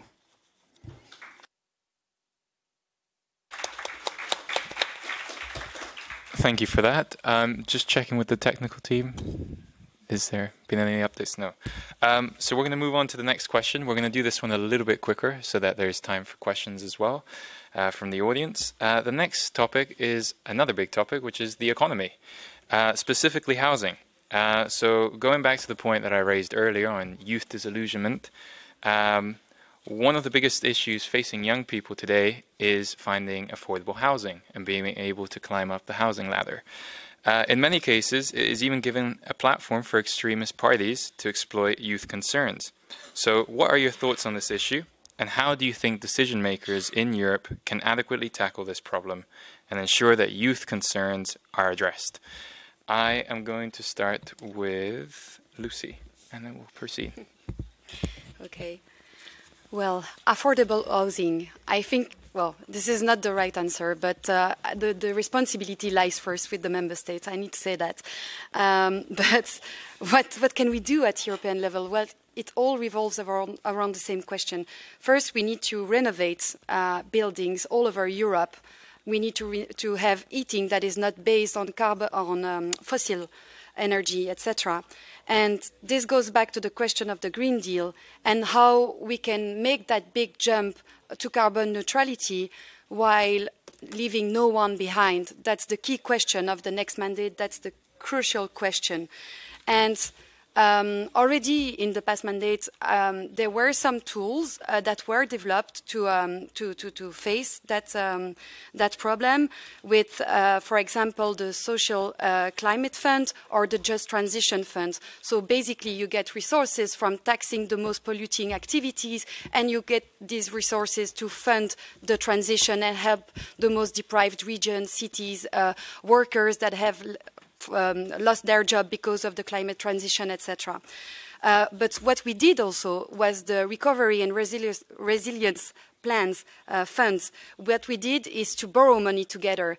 Why? For an exceptional circumstance, which was COVID. And I think that we are in the same situation now with the climate crisis. This is exceptional circumstances, and we need to borrow money together to fund this green transition. And we need solidarity once again in that regard too. I just wanted to say that, well, the Belgian motto is strength lies in unity. And I think that this is really what we need for the future of Europe. Thank you. Thank you very much. So the next question, the same question will now go to Lefteris, and then I will proceed with Benedek and then Chloe, if that's okay. Trying to switch it up here. So about housing, I feel that the first thought was that housing problem is also connected to the bigger problem of the economic independence of youth. Everywhere around Europe, young people, we cannot be independently in an economic way. We don't have how can we study and work, how can we study 5 hours, work 5 hours, have the money and at the same moment have fun in our lives, which is important. And so, for housing, I could say that, first of all, we should, I could do a proposal. For example, having help, giving some money to students, like European housing help, we can name it, or whatever. In each country, we have the systems. Or we can, at the same moment, have a system where the rent can be in a limited way. How have we already found for Erasmus, how the money should go in every country? We could find a system like that for Europe to to say that in Athens and in Ljubljana, the student rent will be in that line. This will definitely help. But the discussion is a little bit bigger, and I will return to the economic independence of youth, because this also goes to the working rights. This also goes to, for example, the fact that we are working without being paid, sometimes in internships. So it's a big plan, and this needs a big plan for youth to be included in the economy, in fact, and to have economical independence, because this is all about. So this will start from working rights of youth protected all around the EU. This will start also from protection of housing all around the EU. So yes, common action again. let's do it together. Thank you. Thank you very much. And actually, we have fixed the tech difficulties, so I think we'll turn to Benedetta first, as she has to leave soon. And Hello? Can you hear me properly? Yes, amazing. So what do I do? Shall I answer to all the questions in one go? Okay, great. So thank you so much for inviting me. I'm very sorry I cannot be there with you, but I had the bit of a fun medical issue to my ear. Anyway, I'm not gonna drag you into that. I'm glad that this is happening. I'm glad that a debate at European level is happening with young candidates. Also, while listening to this conversation, it was just great, because I think if there were more young candidates, more young people in the European Parliament, a lot of things will be solved. We're all coming from different political families, but there was like a common values that were very, very solid. We are pro-Europe, we are pro-justice, we want to solve the climate crisis, and this is already a great basis to start the next Parliament. I hope that is going to be also the composition of the Parliament. So I am the co-spokesperson of the Federation of Young European Greens, which is a youth federation of all green political youth organizations all over Europe. And I'm not going to give a long presentation because I'm for a matter of time. Of course, I work in sustainability, and I fight for climate, social justice, and feminist rights. So on the first topic, it was the climate anxiety. I do agree with a lot of things that were said, especially on the industrial transition, taxing the rich to get the investments we need, so fighting any kind of austerity. But in terms properly of climate anxiety, I think we need to tackle two aspects that are to the heart of our people. One is, the first one is adaptation. So we need to start thinking about adaptation much, much more. I come from Italy, and my country has been like devastated by extreme climate event. And this is going to be more and more often. And I think our climate anxiety as a young people also comes from the fact that we don't know if we can get that job, because that job might not exist anymore. Shall I have a family because my kids might not have water? Where I come from the south of Italy, there might be no water anymore, might be completely desertified. So we need to act for adaptation, and the European Union needs to invest on adaptation, and also needs to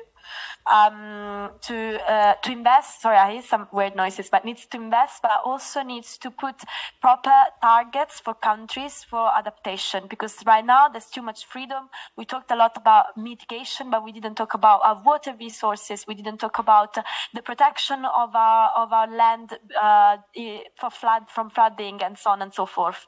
And then I think there's another topic on climate anxiety that we need to really be working much more than what we do, than what we did, is the planetary action. European Union must have an even stronger role in the global negotiations, because we really need to bring all the countries to a climate justice. And this also means to have this topic into the trade deals, to have these topics where we can actually have not only in the COPs, but where we can actually have a power and an impact on other countries for them to mitigate the climate crisis, because we're not going to get out of this on our own. So Europe has done a lot, but now we need to be strong and strict on two things. No step backs on the Green Deal. Let's try to adapt our territories, and also let's be stronger in the climate negotiations. Then there was the question on defense.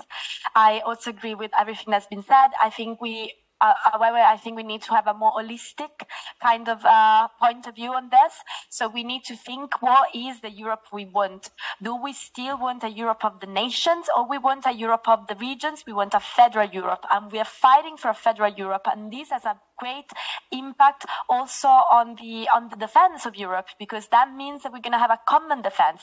That means that we're going to have a renovation of the treaties. That means that we're going to change the treaties because we believe that Europe is going to be an entity that is a federal entity and is an entity that works for the peace of our continent and on a global level. So the defense must mean this, and the defense must be very must be very strong. I mean, not sorry, it's the wrong word, but we need to be strong in punishing whoever is not respecting international law.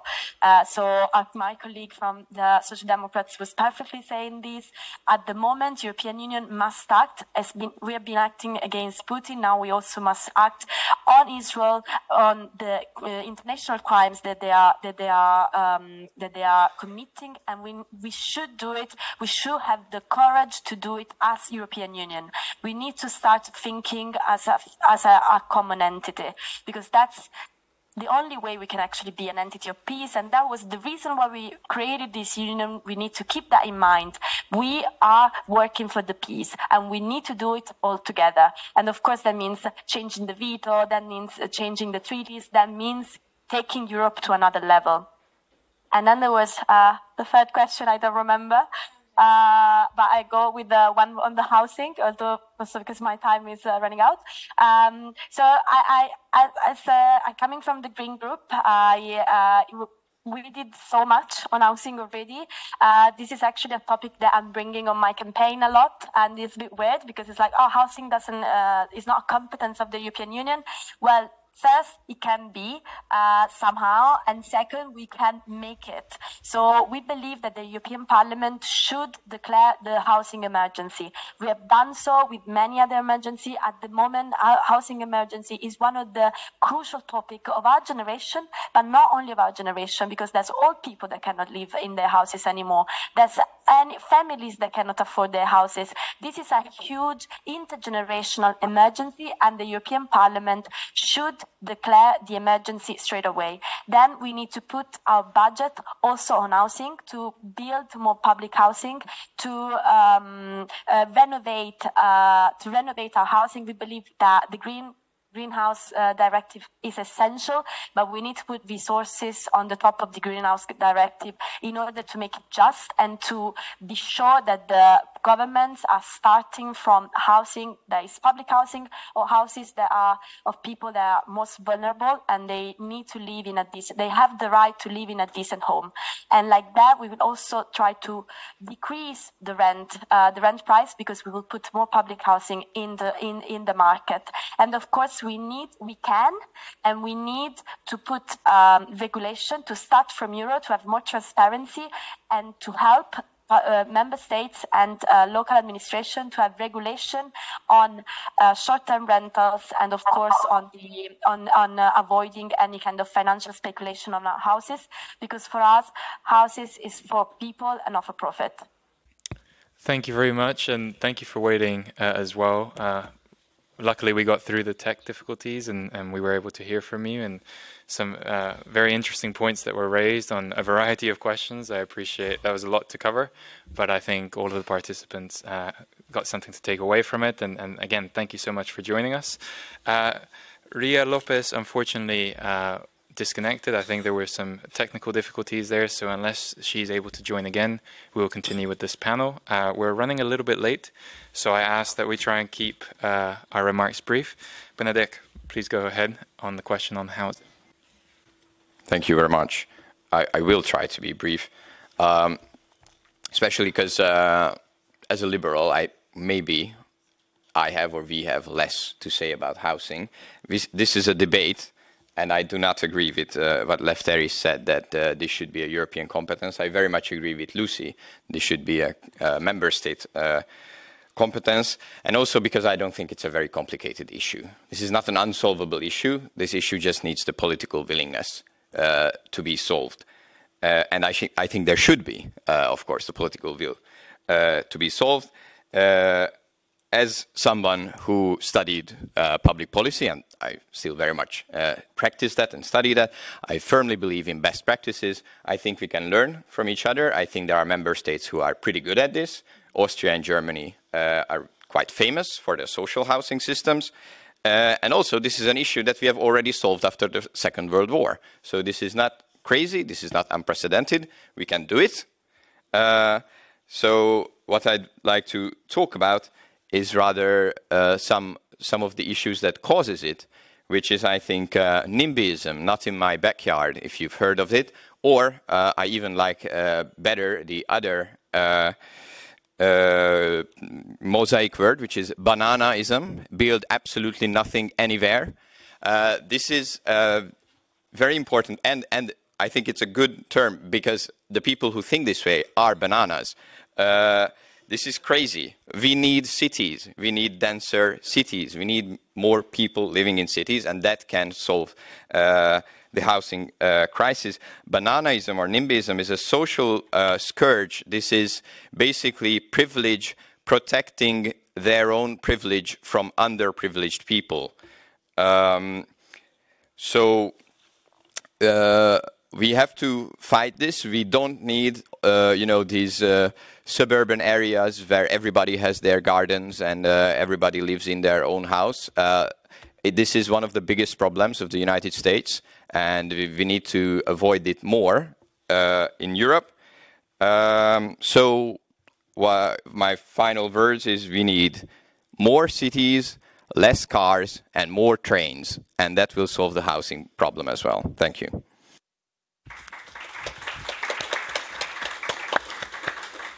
Turning now to Chloe. So we've heard a whole range of opinions on this. More cars, more trains, and more cities. Less cars. Sorry. What are your thoughts on this? And let's try and do this one in 2 minutes, so then we can proceed to some questions from the audience. We are talking about housing here, right? First, I want to say that we spend more and more for housing. For example, in France, 30% of the spending per month is now dedicated to housing, which is a lot of, everyone's salary, to spend 30% of your salary in just your housing. And I'm not speaking about energy here, just housing and rent. So we have a problem about the prices of rent. And, you've said it. What can Europe can do? What we can do at the European level to make housing more affordable? Well, first, we can renovate housing and, make some funding available for the renovating of housing. We are advocating with Raphael Glucksmann to, in priority, spend European money to renovate schools all over Europe. Energetically speaking, but also for housing, of course. And what we can do, which would be very useful at the European level, is to fight against the shortage of housing and the explosion in prices and rents with a European law against the abuse of platforms such as Airbnb. Because Airbnb, led us to a situation where, for example, in Lisbon or in Madrid, the middle class and the lower class cannot, afford to be in the center of the city anymore. The city just emptied itself because of some people, abusing from Airbnb and buying one places, then two, then three, and become just rentier. I don't know how to say it in English, but, so we have to fight against that. And we think that the European level is the best level to regulate big multinationals and platforms like Airbnb and stop abuses. Thank you. Thank you very much. And So those were the three questions that we wanted to ask as part of this moderation. But now it's over to you. We have about 10 minutes, which I think is enough if we've got 3 quick fire questions. And I will ask the speakers to really just give quick fire responses. But 3 questions, if there's any. If not, then I can ask further questions, but over to you. Also, can I say, sorry, if there is a follow-up answer, because like if we have also a follow-up, if there are no questions, like, could I have a small follow-up? Sure. 1 minute. Sure thing. And to, like, you Sure thing, yeah. Okay. Before about the housing, because it's about if it should be a national or a European competence. And I would say, like, really fast that, in fact, we see the same problem in many European countries. We see it in Greece, we see it in France, we see it everywhere. And I will take my personal example. I wouldn't be able to be here if it was not the Erasmus and the university residence. So, in fact, if we take this, that a student can have 2 problems, money and the residence. For me, the Erasmus gave me the opportunity to go to France and to study in Toulouse, and the university residence gave me the opportunity to do that with the money that Erasmus gave me. So, if we take the example of Erasmus, we can say that if we have the Erasmus, which is a European coordination, and it needs to be more, and if at the same time we coordinate the housing in a European level, we could have like a double combo of students that can do Erasmus and at the same time are protected for their housing, which is the biggest problem in Erasmus, and they are protected for the houses in the countries that they are going to. So we see that here EU coordination in the Erasmus, and the same can be for housing, can be socially fair, because everybody, even if you come from Paris or from a small town in Greece, you can go for Erasmus everywhere in Europe, and not only in Europe, after all. And so, socially fair, inclusive, and it opens horizons. That's Erasmus. So that's my follow-up. Thank you very much for that. Thank you very much, and I have to say that I am very supportive of the Erasmus scheme. In fact, that was what the report that we were writing here in the European Economic and Social Committee, the report on EU-UK youth engagement was about. It was about trying to get Erasmus back for the UK, so I really do sympathize with that message. We have Ria Lopez online, and well, there's been a lot of questions raised, and I'd love to give her an opportunity to answer some of them. Ria, you have 5 minutes. Let us know if you can hear us.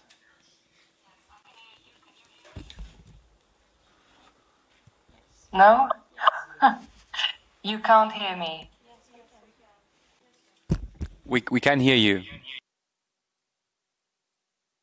Okay, so you've had some technical issues. I also had some technical issues.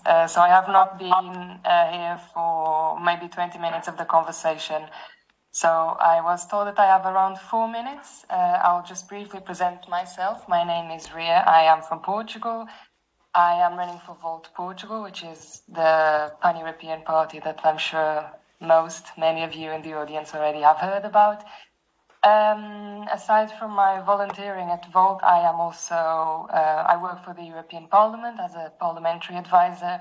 I work on the issues of agriculture, animal welfare, consumer rights, environmental policy, human health, etc. And by working at the European Parliament, I got to know by practicing what works in the EU, what doesn't, and how we should change it to make sure that it fits citizens, member states, and that it works for the EU as a whole. Because in the end, I mean, we do need to be together. We need to be a union to make sure that our economy works, to make sure that we are a strong trading bloc. And we know that acting individually will not get us anywhere, especially when we're competing with economies such as China and the US. And it's very worrying that we see a move of European companies to, for example, the US, or moving their production lines to China and other countries. This is very concerning. So we also want to use our power as Europe, our values. We need to transmit them to the rest of the world because we believe in them and we want to improve our coexistence in this world. we want to act on climate change, we want to make sure that migration works, we want to promote peace, we want to stop wars, etc. So the European Parliament is a great school, and it is also what it led me to want to run for elections. It's seeing how, I mean, you have so many good professionals, but like in any company, you have people that are working for the company and care about it. Others are just there, and this is frequent in the European Parliament, and it's very frustrating. So I use this this experience to also, well, to give me power to run for elections and to believe that I can do better and I can be the voice of the concerns that many young people have. So one of the topics that I did not really hear being addressed in the parts of this meeting where I was logged in, and that is one of my main concerns, is the agricultural sector, which directly impacts on our health and on the health of animals. And we have the Common Agricultural Policy, which takes up 1/3 of the budget of the EU, a huge slice of it. And we also know that it has the agricultural sector and the food sector in general, it has a huge footprint on our ecosystems. But we also know that all this money is being put into it, and the output that we're getting is not the best for us and for the planet. So I think the EU needs to come together and to finally have the strength to reform the Common Agricultural Policy, to make sure that the climate money that is being put into the CAP, the Common Agricultural Policy, is being well spent. And I'll just highlight very briefly a report from the European Court auditors that says that the money that has been put for climate spending into the EU has had little or no impact in the efforts to mitigate climate change. And they even say that one of the most obvious measures to fight climate change and to make the agricultural sector more sustainable is to reduce the number of animals we produce in the EU, and this is something that has never up until now been properly discussed by the EU, because it's just completely shut down, and this is something that would need to be done in parallel with policies to shape consumer behaviors and to also shape what we import from third countries. I see inspiring the action Denmark is taking in this field by creating a plant-based action plan for plant-based food consumption in the country, and this would be my dream for the EU, a plan with goals for our nutritional needs, to set our eating habits in a sustainable path. Anyway, yeah, this is what a very brief overview of my view for the food system. Of course, fisheries and also the way we produce vegetables also needs to be reshaped. But yeah, I think my time is up. So I left a small print of one of my favorite topics. I would love to talk about federalism and all the other topics that were addressed, but I will end it here.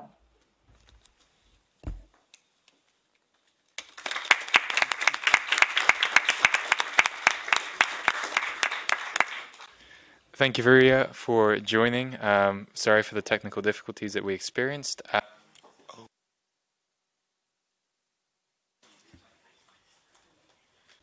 I did click it, but okay. So we are tight on time, but if there is any burning question, I see a hand up there. Yes, then we can take that, and then before the closing.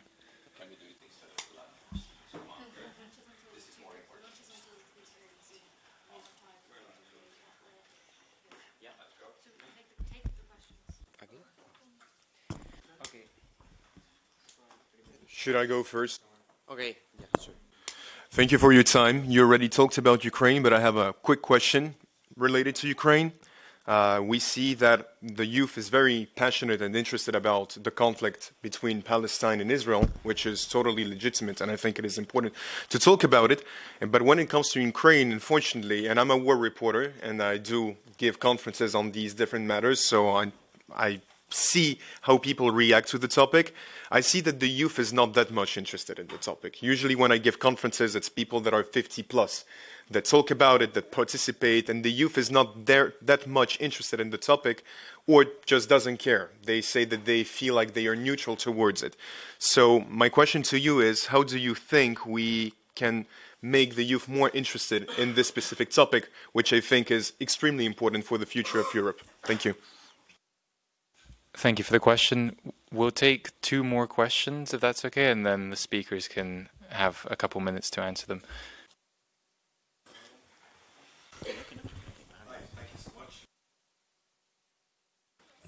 Can you hear me now? Yeah. Thank you so much for all your contributions. Really good.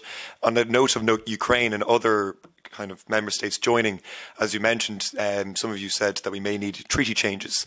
And as we know, the Common Agricultural Policy accounts to nearly more than a third of the budget. What would you say we need to do to change that? Because Ukraine and other candidate states really rely on subsidies to farmers. And a lot of farmers in Europe we've seen they've been protesting and they're not happy. What would you say we need to do to, not make them worried about the future? Because enlargement would mean that divestment from the Common Agricultural Policy, which we may not actually have enough money to give out to all the new farmers that'll be joining into our EU family. So what would you have for that? Thank you. And the final question, yes?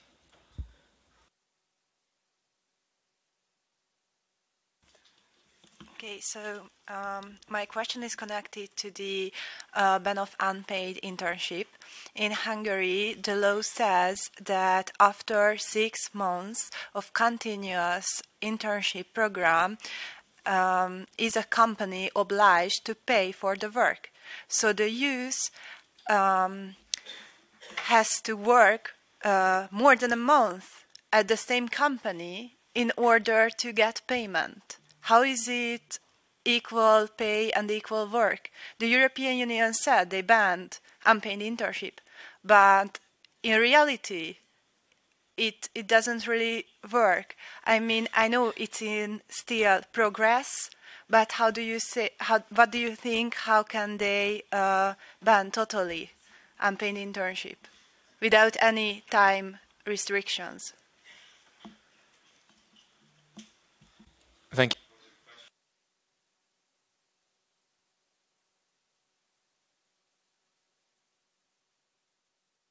I am clicking it.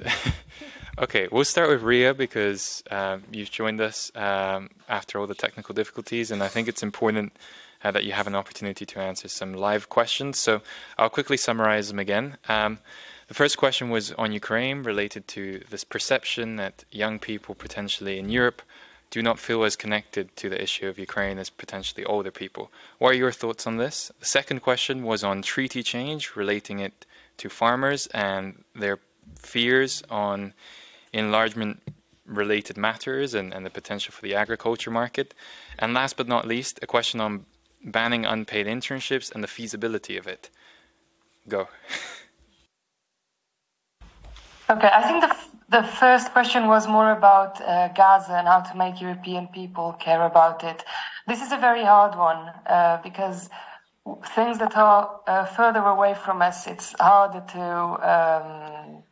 to care about them. And this also applies to other social issues and also issues related to animal welfare. If you don't see it happening and you don't feel the immediate threat, it's very difficult to feel engaged, to take part of it. I would not know how to answer the message. Also, because it was about Ukraine. Okay, Amy confirms that it was about Ukraine. So I have a different perception from Ukraine. I feel like, at least in Portugal, people and young people, they are very concerned about Ukraine. And this would match what I was saying before, relating to the distance. Ukraine feels closer to us than the issue in Gaza. About the common agricultural policies, I really understand all the protests of the farmers, because since 1962, the funding of the common agricultural policy, they've been getting money and they've been told that they can continue producing following the model that is allowed, and that all is okay, continue producing, we'll give you the money. And now all of a sudden we have all these environmental regulations, and of course there is a negative reaction from them. But also we do need to take into account that the Common Agricultural Policy is mostly funding the big business people. The small and medium farmers are being left out. Actually, every day in Europe we lose around 1,000 farms, according to data from the Commission, and this is because the Common Agricultural Policy is just completely twisted the way the subsidies are given. And then the other one about banning unpaid internships. Can it actually become a reality? I think it can. I do not see why it could not become a reality if member states align their national policies with what the EU legislation comes to legislate in this regard. I think this needs to happen. Maybe it is a possibility to have a more hybrid system. Because, for example, with universities, certain universities in certain countries, they do require internships, and this is during your study period. Maybe here it could be a possibility to make it unpaid for some reason, and maybe this is the example you're thinking about, to have that question in mind. But I think it is doable, and it should be a reality. Thank you very much. We'll go to Chloe next, followed by Lucy, followed by Benedek, and then Lefteris. I can repeat the questions if helpful. No, it is. Thank you. Thank you all for those very interesting questions. Maybe I will answer the first about the interest, the lack of interest of young people for what is happening in Ukraine. I understand, and I think I feel the same thing as you. I can feel that, not only on social media, but also on reality. It is difficult to explain. But maybe we can raise interest about the war, what is happening in Ukraine, but also in Moldavia, but also in Georgia, by explaining what is at stake with Russia, by explaining that Russia is an imperialist state which is leading a colonial war in Ukraine. We are speaking of colonialism and imperialism a lot in Gaza, and we are right to do so, but we also have to use those words to qualify what is happening in Ukraine. And there has been a lot of disinformation about that, saying that, okay, the war between Ukraine and Russia is a problem of frontier. It is not, actually, because the international law recognizes the Ukrainian frontier since 1991. So it's not a problem of frontier. It's a problem of a colonial and imperialist war trying to destroy Ukraine because Ukraine wanted to be free and to join Europe. So we have to tell this story, and maybe we can raise interest like that, but and also to show films that there are a very nice film in French, which is called 20 Days in Mariupol. Not in French. It has gained an award in the US at the Oscar ceremony. Watch this film. You may cry, but watch this film, 20 Days in Mariupol, the siege of Mariupol. Answering your question about farmers and enlargement, I think that actually refusing to even discuss the enlargement, a lot of political parties are advocating for that, is a big mistake, because we can take this opportunity of the enlargement to transform the European Union and to create a fair competition between farmers all across Europe. Actually, this enlargement, for me, is a chance to negotiate, and to negotiate that, okay, we will welcome Ukraine in the European family. I'm in favor of that, of course. But we will do it by enlarging the EU budget with new taxes and new own resources. We will do it by reforming the European agricultural policy. So with this negotiation for enlargement, we have an opportunity to put a lot of demands on the table, because at the end of the day, this is the enlargement is decided at unanimity of the member states. So, you know, we have the opportunity to push for, you know, demands on the table and demands for progress, and to protect, you know, the farmers from unfair competition.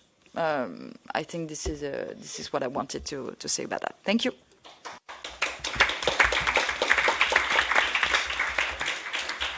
Thank you very much. Now we'll pass on to Lucy. So on Ukraine, I think it all depends on who you are talking to, no? Because in some member states, they feel the threats much more directly than for example, Belgium here. But anyway, I think that, well, I also have a different perception of that, because even in the polls here in Belgium, the war in Ukraine is one of the most important topic in the EU election debate here in Belgium. Security, war in Ukraine. So, youth, okay. Yeah, overall, yes. But still, if it's a majority of citizens who say that, it also includes youth, but okay. Well, so yeah, I think it depends on who you're talking to. What did I want to say? No, on treaty change, common agricultural policy, enlargement. Well, I don't want to repeat everything that Chloe said, because I fully agree with everything that she said. It's a debate, but sometimes we can also agree that we agree, and it's a good thing for the next mandate. Reform of the common agricultural policy would be needed, definitely. More own resources, definitely. And support for the small farmers that will need it. But to go back to the question of Ukraine, enlargement is key to keep those countries with us in the fight for democracy, values, freedoms, etc. We cannot leave them like this. We cannot stop the debate about enlargement. This is about Ukraine, but this is also about other countries like Moldova, but also Georgia. Have you seen what's happening there now? We cannot leave them now. We need to tell them that the door remains open. Of course, it will be a long process. Of course, there will be conditions. Of course, we will need some reforms, especially of the common agricultural policy, but we cannot close the door. I think that's super important. And my group will continue to defend that. And then on the last point, on the ban on unpaid internships, well, interesting. This was really pushed by my political group at the European Parliament with a report to call for the ban on unpaid internships. This is something that we continuously defend. There is now a proposal of the European Commission and a proposal of a directive, and this will be left for the next mandate to be discussed with the European Parliament. I know that there is a strong call overall in the European Parliament to properly ban the unpaid internships, and this is, of course, something I will defend myself as well, and my party and my political group. Thank you.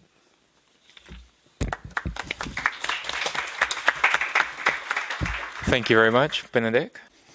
Thank you. Yes, to be respectful of each other's time, I will also just answer one question, and also because I'm also very thankful to Chloe for giving such great answers to the letter to ones. But I'll be here all day. I'll be here even tomorrow, so I'm very happy to discuss any and all of the questions. I'll also talk about the war. I very much agree that I think the youth is uninterested. I myself was incredibly uninterested in war, and I think maybe that's a good thing. Now I'll, you know, it's great if the youth is uninterested in war. Perhaps they should be more interested in peace, but not to, you know, twist your words. I know what you actually meant. But also, again, why it might not be that important is that I'm not sure we need like participatory and democratic youth involvement or whatever when it comes to handling the war in Ukraine. So I think it does need the political support of the youth, but I'm not sure that this kind of youth involvement and stuff like that is very important when it comes to war. Maybe I'm wrong. I'm not an expert on war at all. What I think what we should really talk about, and this was also touched on by, I think, also Chloe, because she's amazing at giving answers, apparently, is that what is at stake. We should talk more about what is in danger, what war takes away. We should underline the fact that democracy is peace, and peace is democracy. They don't exist together. So what we should try to help other young people to understand is what is it like to live in war? What is it like to live in an occupied state? And that these states are in Europe. So this might sound perverse, but maybe something like an Erasmus or something, that we should listen to more to those young people who live in these conditions. We should bring them here to Belgium, to Spain, to Hungary, where there is peace, so that they can talk to us about their experiences from Georgia, from Moldova, from Ukraine, from Cyprus even, from Armenia, from Chechnya as well. Well, I don't think they would let them leave Chechnya, but you get my point. This is an issue very much in Europe as well, and I will now yield my time. Thank you.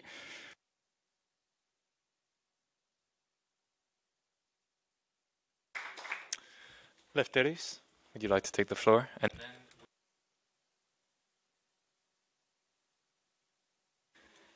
we're also joined by Benedetta again, so we will also hear from her on some of these questions, but over to you. Thank you.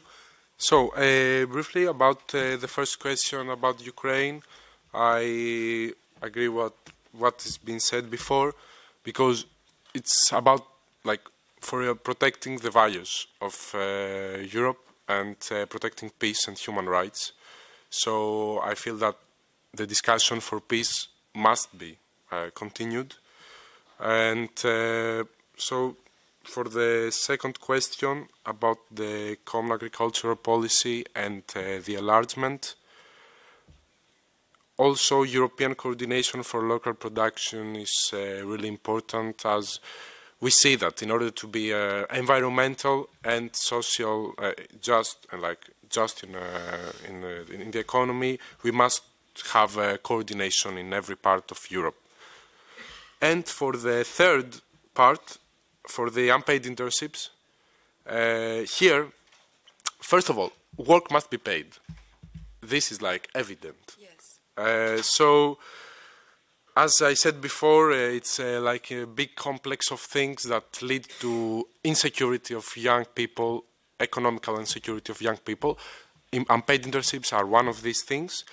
In my opinion, as we see, we should have a coordinated action. When I say coordinated, I mean, for example, a revenue, an internship revenue that can be a standard for every European young citizen, because this is fair. This is fair, and we should have the same rights, working rights protected. And it also goes with Erasmus, it goes with housing, and it goes with work. These three go together. So that's why this should be in the European level. Thank you.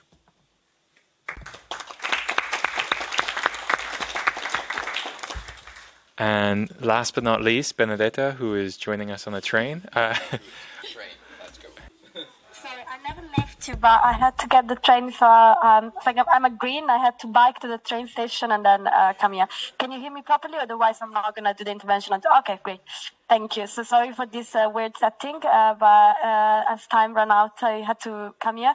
So the first question, I think it's true. Youth is much less interested in the war in Ukraine rather than what is happening in Gaza. I think it's a matter of justice in a way, because I think the totality of member states in Europe took the right stand, and we all stand with Ukraine, independently of the color of the government. There's governments that are asking want to send more weapon, less weapon, more money, less money, but we all stand with Ukraine, which is the right thing to do. Now we need to understand as European Union how to support Ukraine and how to stop the Putin invasion. This is something that we need to understand together, but we all stand on the right place, rather than what is happening in Gaza. There's not a clear stand, and that's why I think young people are angry, because they are fighting for justice, because the governments didn't take that stand against Israel, and they're not, and this is something that is really firing young people at the moment. So I think that might be the reason, but this doesn't mean that we don't have to think about Ukraine and really trying to help our brothers and sisters and siblings in Ukraine at the moment and stop Putin. So the second, on common agriculture policy, I believe we need to completely rethink about it. So the enlargement will not cause a problem with subsidies. The problem with subsidies is that we need to give subsidies for our agriculture, for our farmers to survive, because of the big distribution, because big distribution is not paying the right price.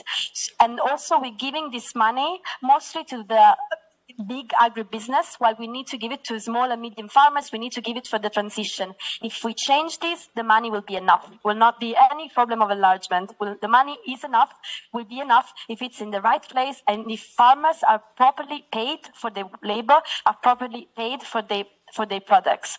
So this is something that we need to keep really much in mind, and this is something on the European Parliament must work on in the next mandate. And then finally on campaign internship. So I'm sorry to be the party pooper. The European Commission proposal is not banning unpaid internship at all.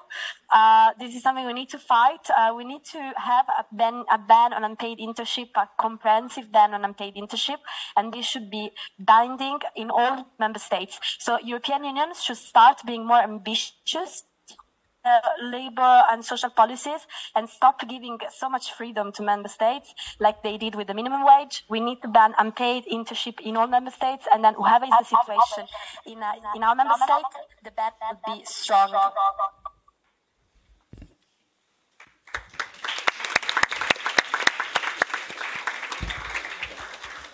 Thank you very much, and I know that a lot of people are probably very, very hungry now and want to move on to a lunch break. Thank you for sticking with us. Thank you for hearing the thoughts of these candidates and for also asking questions.